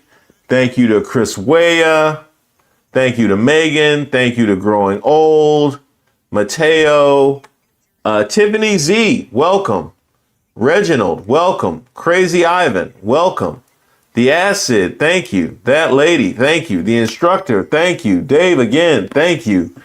Big Rice, thank you. Real Mama, welcome. Thank you, Cheryl. Thank you, Ace. Thank you to King Sporticle. Thank you to Deshauna. Welcome to Diane. Thank you, King Redacted. Uriah, welcome. Charles Brown, welcome. How many of these are like since I started? Because how many of these got added since I started? That number's gone up, which is a good thing. I'm grateful for that. Trump is going to throw the biggest unhinged tantrum. I can't wait. I can't wait, Kirk King. Thank you for that. Too legit. You know, that would be funny if I started making videos with just really outdated slang. You know, they some job turkeys over there. They some, just really outdated slang, but like with a straight face. Too legit. That really aged poorly, didn't it? MC Hammer really aged the worst. Y'all have no idea how big he was when we was growing up. He didn't age well at all. They don't rock with him. Massive yes, thank you, Growing Old. If Gavin didn't do this, Mac will be the super majority. Yep. Thank you, that lady. Deshauna, I'll look up the store in my city and state, Columbus, where teens dress up like ice agents to scare people. Oh, wow. Oh, yes. Send an email on that. Thank you, Deshauna. That sounds like a video. Ashira, welcome. Lex, thank you. I'm hoping so. Ronald, thank you. Loso Kid, thank you. KO Surge, thank you very much. Concerned about what Trump will do to Venezuela to get us off our focus tonight, of course. Although we'll see how much Venezuela resonates with people. I mean, I have a lot to say about Venezuela, but I don't know if it's gonna. I mean, it might keep him busy. That might be his busy work, but I don't know that that's really going to take the headlines away. But then again, I know about how much cooperation they have with the media. So, you know. Hildegard, thank you very much. I love your work. Keep up the great work. Thank you so much, Hildegard. I appreciate that. Misty Lane, thank you very much. Eugenia, thank you very much. Welcome, TJ. Thank you, Cynthia and Marie. Thank you so much for being here. Much appreciated. Violet Nerd, thank you. Charles, shout out, respect, thank you. Too legit to quit, 600,000. Yes, I was too legit to quit. I guess that does kind of, how about that as a tagline for my channel? Just Reese Waters too legit to quit and just have people just be super confused. Thank you, Victor. I appreciate you. Dorian, thank you. Thank you to KS. Tobias, thank you very much. Welcome. We got a new member in Prince Arthur. Welcome, welcome, welcome. Thank you to TJ. Welcome to Adrian Posey. Thank you to Toya. Congratulations. Well done voting out there. And Tosquito. Zoran takes down the nursing home, Zodiac, and Beretta. Shout out. Thank y'all. Thank y'all. Thank y'all. That was well done. All right. As you guys maybe could hear, I'm starting to lose my voice. So if I actually did want to record a response video and some pieces for the response video, I should probably pack it up. But I was going to try and wait and see if Zoran comes out to speak.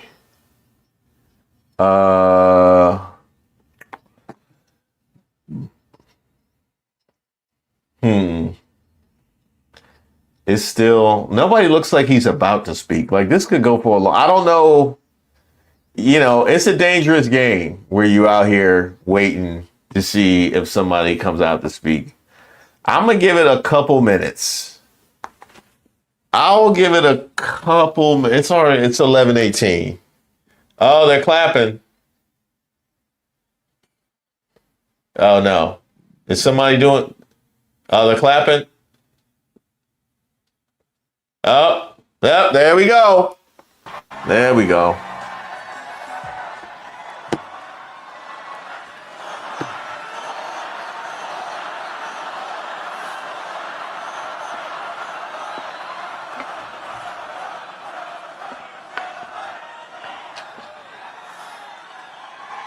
Thank you, my friends.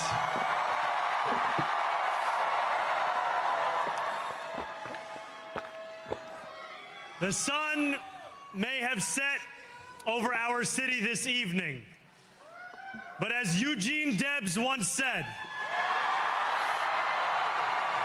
I can see the dawn of a better day for humanity. For as long as we can remember, the working people of New York have been told by the wealthy and the well-connected that power does not belong in their hands. Fingers bruised from lifting boxes on the warehouse floor, palms calloused from delivery bike handlebars, knuckles scarred with kitchen burns. These are not hands that have been allowed to hold power. And yet, over the last 12 months, you have dared to reach for something greater. Tonight, against all odds, we have grasped it. The future is in our hands. My friends, we have toppled a political dynasty.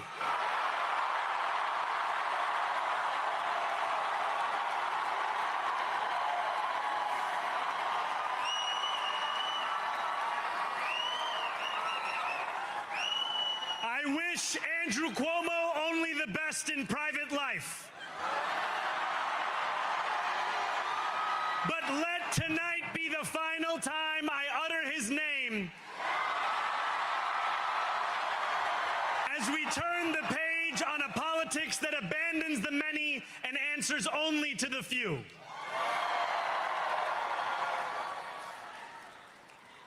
New York, tonight you have delivered a mandate for change, a mandate for a new kind of politics, a mandate for a city we can afford, and a mandate for a government that delivers exactly that. On January 1st, I will be sworn in as the mayor of New York City.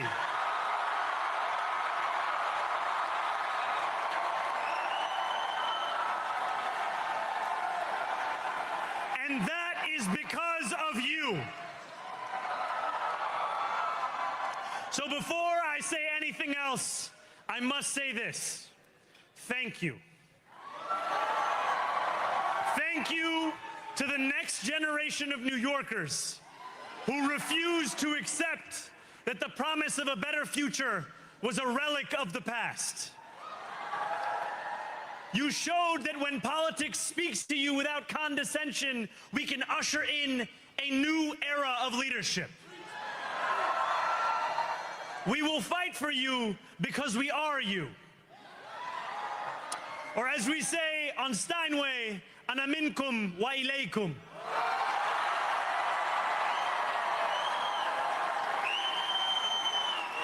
Thank you to those so often forgotten by the politics of our city who made this movement their own. I speak of Yemeni bodega owners and Mexican abuelas, Senegalese taxi drivers and Uzbek nurses, Trinidadian line cooks and Ethiopian aunties. Yes, aunties. To every New Yorker in Kensington and Midwood and Hunts Point, know this. This city is your city, and this democracy is yours too. This campaign is about people like Wesley, an $11.99 organizer I met outside of Elmhurst Hospital on Thursday night. A New Yorker who lives elsewhere, who commutes 2 hours each way from Pennsylvania because rent is too expensive in this city. It's about people like the woman I met on the BX33 years ago, who said to me, I used to love New York, but now it's just where I live. And it's about people like Richard, the taxi driver I went on a 15-day hunger strike with outside of City Hall, who still has to drive his cab 7 days a week. My brother, we are in City Hall now.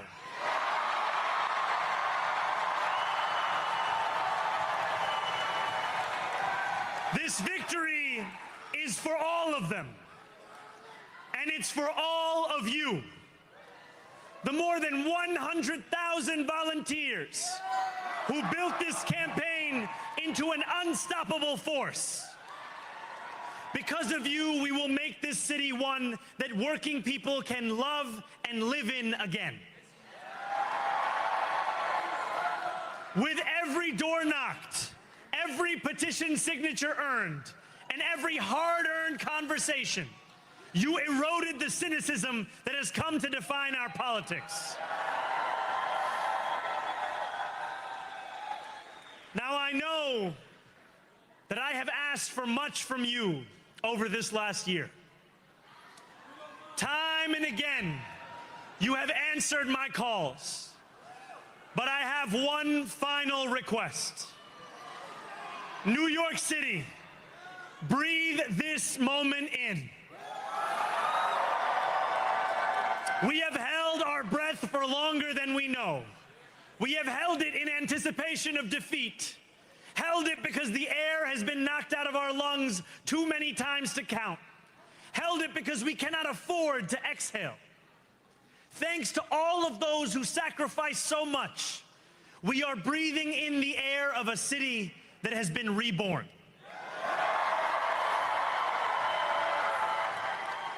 To my campaign team, who believed when no one else did, and who took an electoral project and turned it into so much more, I will never be able to express the depth of my gratitude. You can sleep now. To my parents, Mama and Baba, you have made me into the man I am today. I am so proud to be your son. And to my incredible wife, Rama,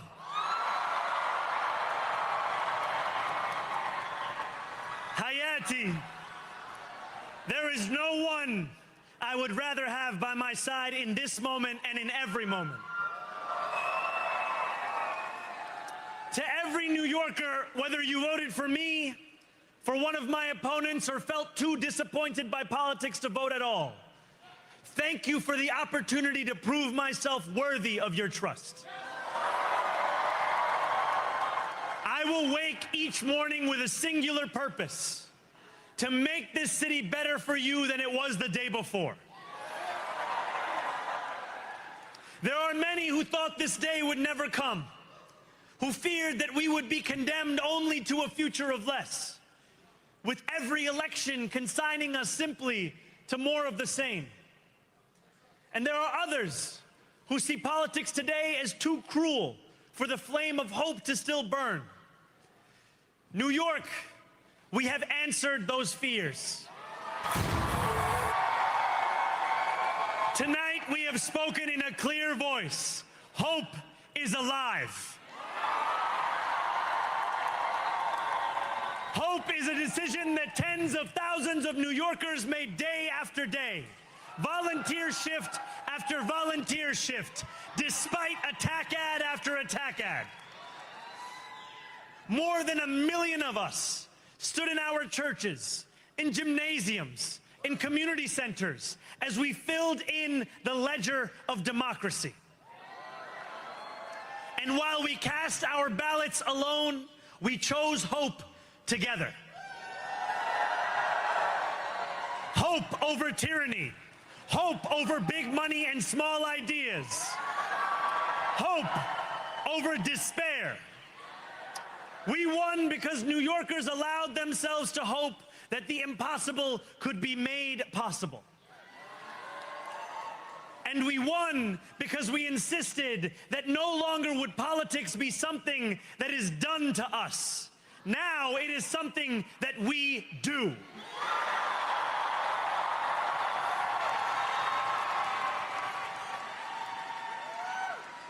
Standing before you, I think of the words of Jawaharlal Nehru.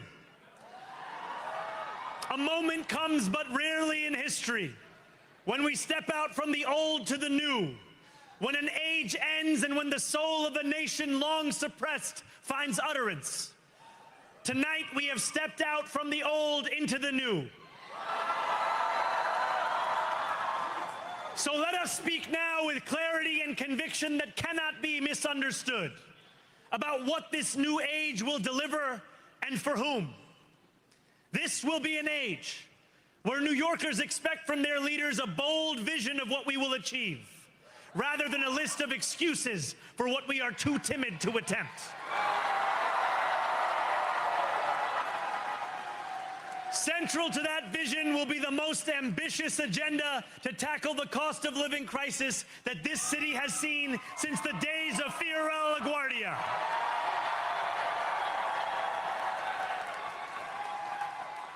An agenda that will freeze the rents for more than 2 million rent-stabilized tenants. Make buses fast and free.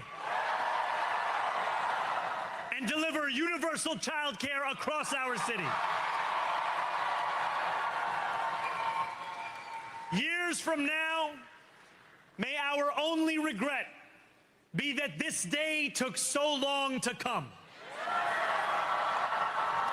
This new age will be one of relentless improvement. We will hire thousands more teachers. We will cut waste from a bloated bureaucracy. We will work tirelessly to make lights shine again in the hallways of NYCHA developments where they have long flickered. Safety and justice will go hand in hand as we work with police officers to reduce crime and create a department of community safety that tackles the mental health crisis and homelessness crises head on. Excellence will become the expectation across government, not the exception. In this new age we make for ourselves, we will refuse to allow those who traffic in division and hate to pit us against one another. In this moment of political darkness, New York will be the light. Here, we believe in standing up for those we love. Whether you are an immigrant, a member of the trans community, one of the many black women that Donald Trump has fired from a federal job,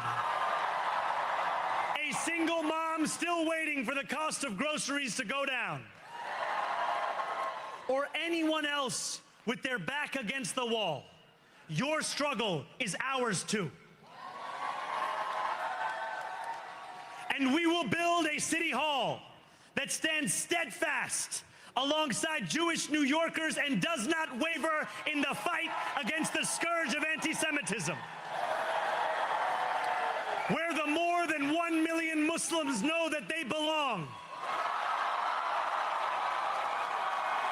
Not just in the 5 boroughs of this city, but in the halls of power.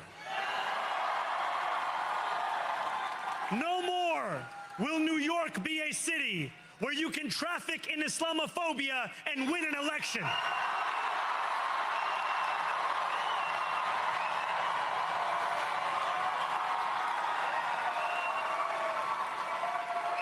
This new age will be defined by a competence and a compassion that have too long been placed at odds with one another. We will prove that there is no problem too large for government to solve and no concern too small for it to care about. For years, those in City Hall have only helped those who can help them. But on January 1st, we will usher in a city government that helps everyone.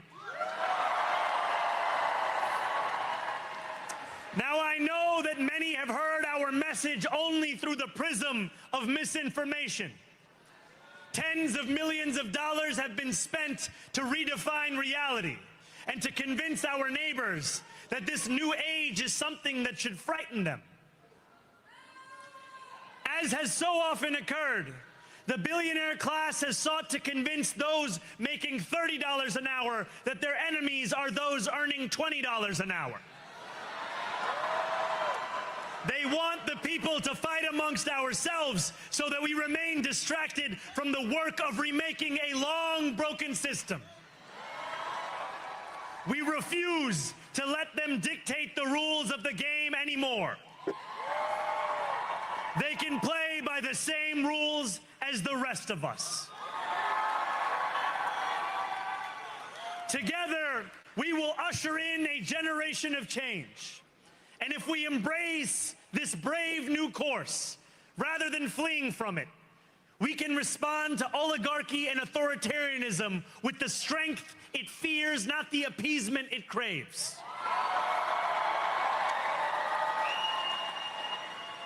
After all, if anyone can show a nation betrayed by Donald Trump how to defeat him, it is the city that gave rise to him.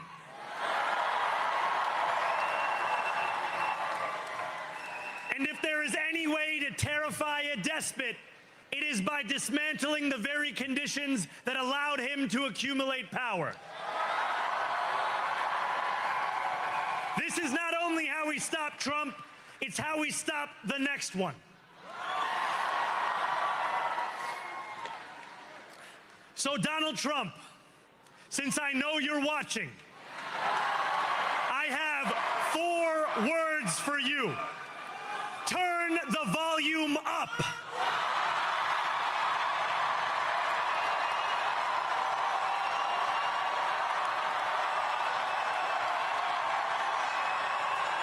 All right.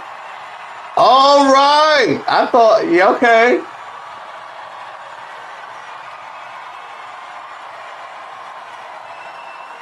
We will hold bad landlords to account because the Donald Trumps of our city have grown far too comfortable taking advantage of their tenants.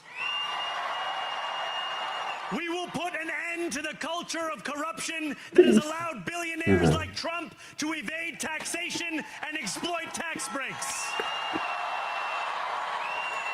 We will stand alongside unions and expand labor protections because we know, just as Donald Trump does, that when working people have ironclad rights, the bosses who seek to extort them become very small indeed. New York will remain a city of immigrants, a city built by immigrants, powered by immigrants, And as of tonight, led by an immigrant. Yo, he going off. I'm be honest. He going off. He going off. He going off. I'm glad I stayed for this. So hear me, President Trump, when I say this. To get to any of us, you will have to get through all of us.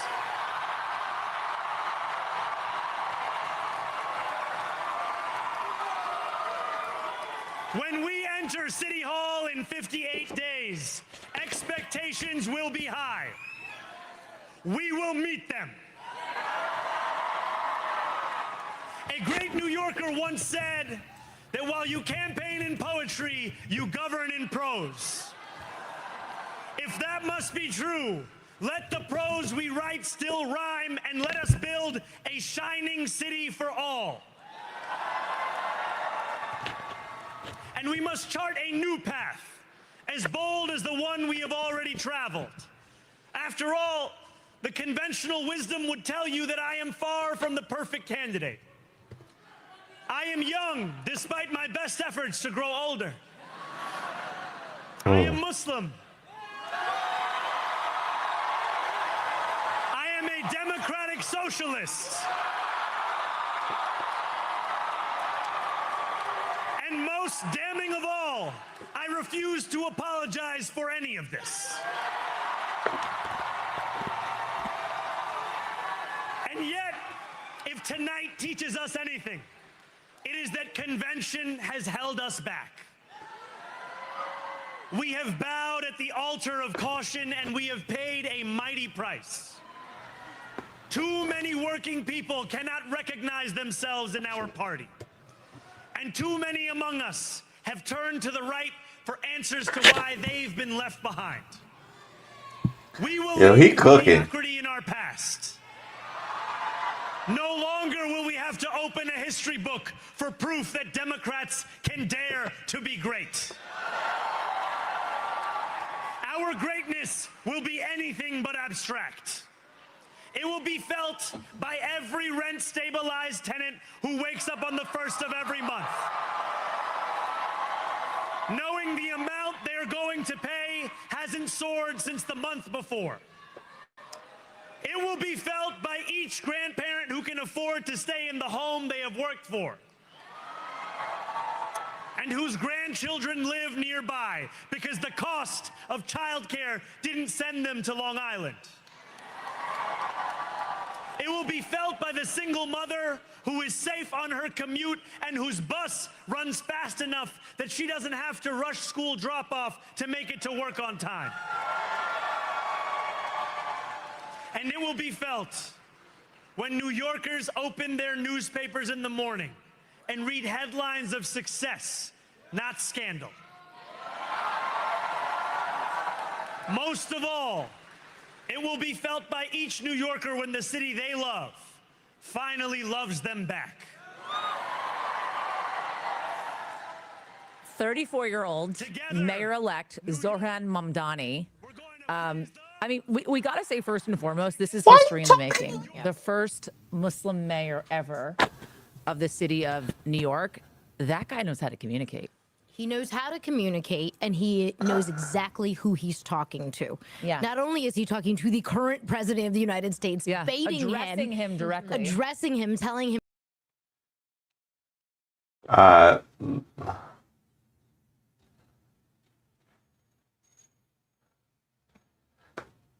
Let me see if I can find. Let me see if I can find another place where that is. Hold on. Yeah, I'm like, I don't know. Maybe they had a time. Maybe they had a time thing. Okay, I got one. Hold on.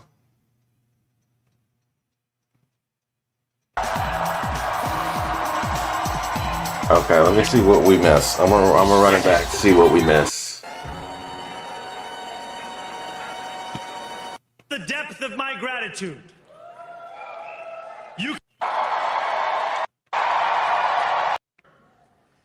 New York we have answered those fears. With every door knocked, every petition signature earned, and every hard-earned conversation, you eroded the cynicism that has come to define our politics. Now, I know that I have asked for much from you over this last year. Time and again, you have answered my calls. But I have one final request. New York City, breathe this moment in. We have held our breath for longer than we know. We have held it in anticipation of defeat. Held it because the air has been knocked out of our lungs too many times to count. Held it because we cannot afford to exhale. Thanks to all of those who sacrificed so much, we are breathing in the air of a city that has been reborn.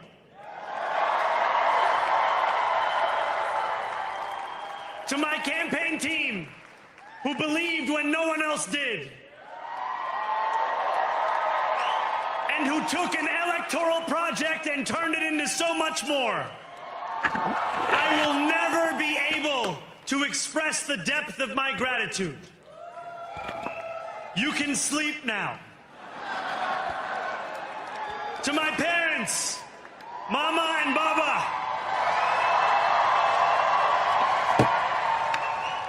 you have made me into the man I am today. I am so proud to be your son. And to my incredible wife, Rama. I went back too far, my bad. Hayati, there is no one I would rather have. Let me skip that. Words of Jawaharlal Nehru, of the trans community. This New York will be the light. Here, we believe in King Mustafa, that's funny. You're... You are an immigrant, a member of the trans community, one of the many black women that Donald Trump has fired from a federal job, a single mom still waiting for the cost of groceries to go down, or anyone else with their back against the wall. Your struggle is ours too. And we will build a city hall that stands steadfast alongside Jewish New Yorkers and does not waver in the fight against the scourge of anti-Semitism. Shout out, Miss Ray. Shout out, Miss Ray. Muslims know that they And Roberta. All the mods still here. Ronnie. not just in the 5 boroughs of this city, but in the halls of power. Deshauna. No more will New York be a city where you can traffic in Islamophobia and win an election.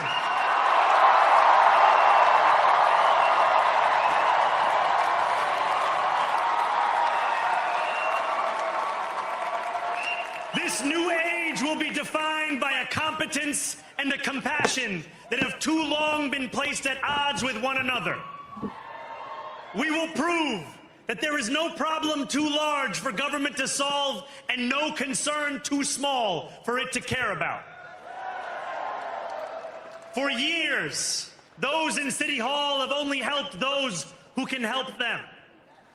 But on January 1st, we will usher in a city government that helps everyone. Now, I know that many have heard our message only through the prism of misinformation. Tens of millions of dollars have been spent to redefine reality and to convince our neighbors that this new age is something that should frighten them. As has so often occurred, the billionaire class has sought to convince those making $30 an hour that their enemies are those earning $20 an hour. They want the people to fight amongst ourselves so that we remain distracted from the work of remaking a long broken system. We refuse to let them dictate the rules of the game anymore. They can play by the same rules as the rest of us. Together, we will usher in a generation of change. And if we embrace this brave new course, rather than fleeing from it, we can respond to oligarchy and authoritarianism with the strength it fears, not the appeasement it craves.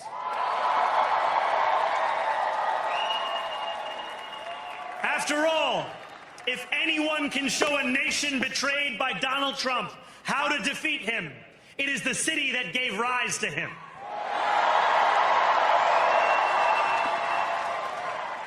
And if there is any way to terrify a despot, it is by dismantling the very conditions that allowed him to accumulate power. This is not only how we stop Trump, it's how we stop the next one. So, Donald Trump, since I know you're watching, I have 4 words for you. Turn the volume up.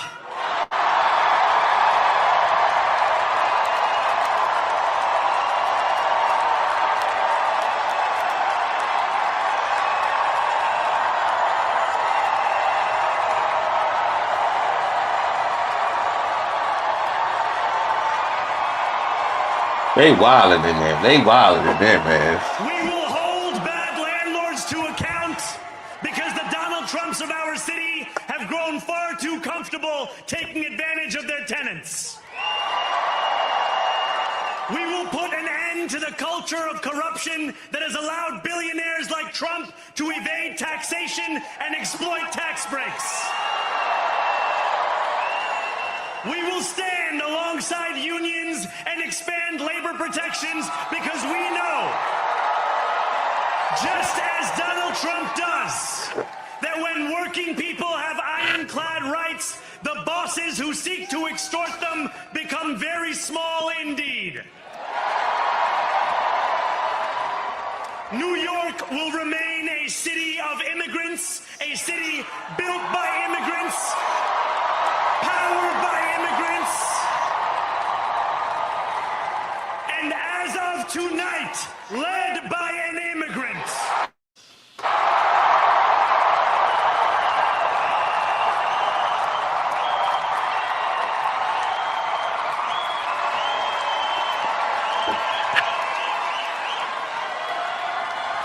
So hear me, President Trump, when I say this. To get to any of us, you will have to get through all of us.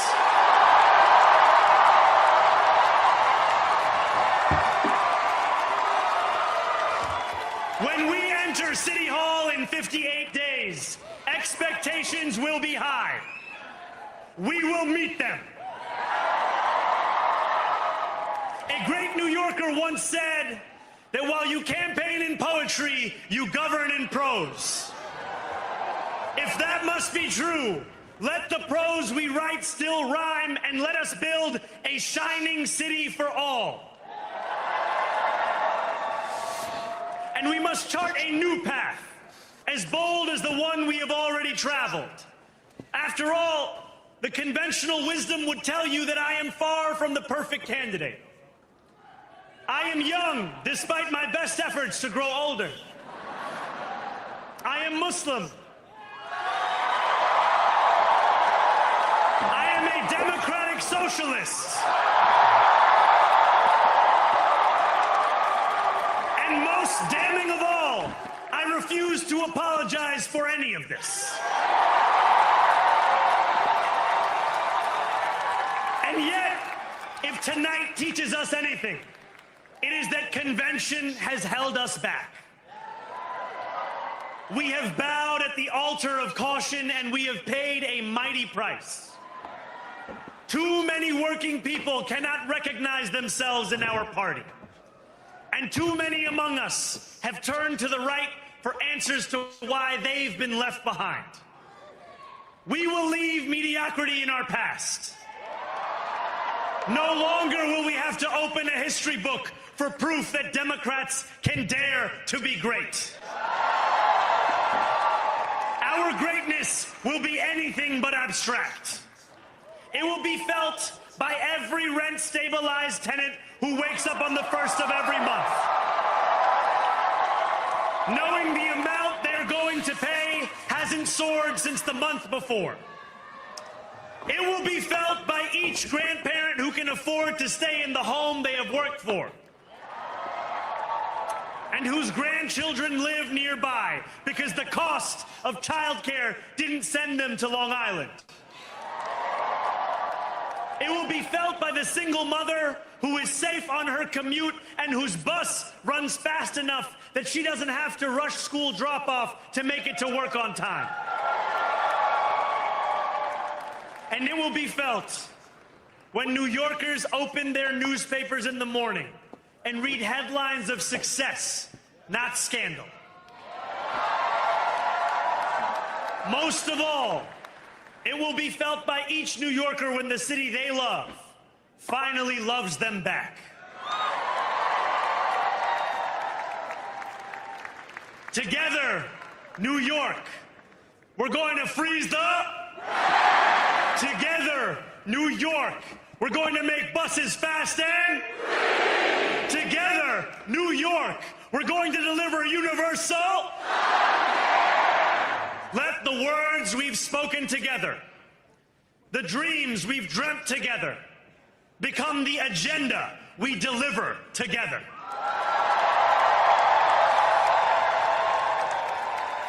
New York, this power, it's yours. This city belongs to you. Thank you.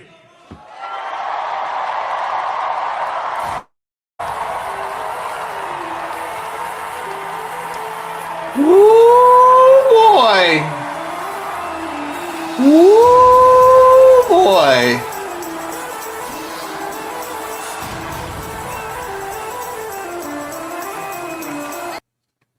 All right. I ain't gonna hold you. I don't know how. Oh wait. Well, how long has that been down there? I don't know how. I don't know the politics behind how Mamdani tackles all that on his agenda, but he was cooking, and the virtues and ideals that he's pushing are phenomenal, and ones that need to be wholly adopted. Again, the actual politics and the specifics of, the universal childcare and the fast free buses and all like how you get that done in New York, I don't know. I don't know. But the general push against the cost of living and the wealth gap and the exploitation of the worker is we all need to be there in that place. And he is a hell of a communicator.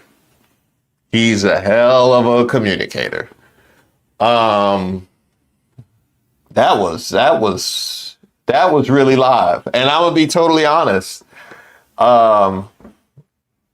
I was going to finish this and I was going to start editing my reaction video. I think it's two. I think that's two. That's two videos. I can't have Winsome and Mamdani cannot be this. Those are you know what I mean? That's like having two Kobe's on the team. You can't, that's two Kobe's. They need, you know what I mean? So I probably will have two videos tomorrow. It depends on how I got to edit and see. I might have two videos. I probably will have two videos tomorrow. So just be on the lookout for that. To all of the actually we got a couple more A couple more here. Absolutely. Turn the volume up. That sounds like a thumbnail. Yeah, turn the volume up. He cooked with that one. Thank you, Tiptoe. I appreciate you. Definitely not scared. It's going to be on like Donkey Kong. Thank you, Crystal Cove. I appreciate that. Not only will be sworn as mayor on New Year's Day, but also be Eric Adams' first day as Donald Trump's McDonald's fetcher. That's funny. Thank you, Floetic Soul. I appreciate you. Thank you, Melisha. Thank you. Thank you to Chris. You know the AI is good when the roll seals are perfect. Did it? Did they do that? Kendra, welcome. Welcome.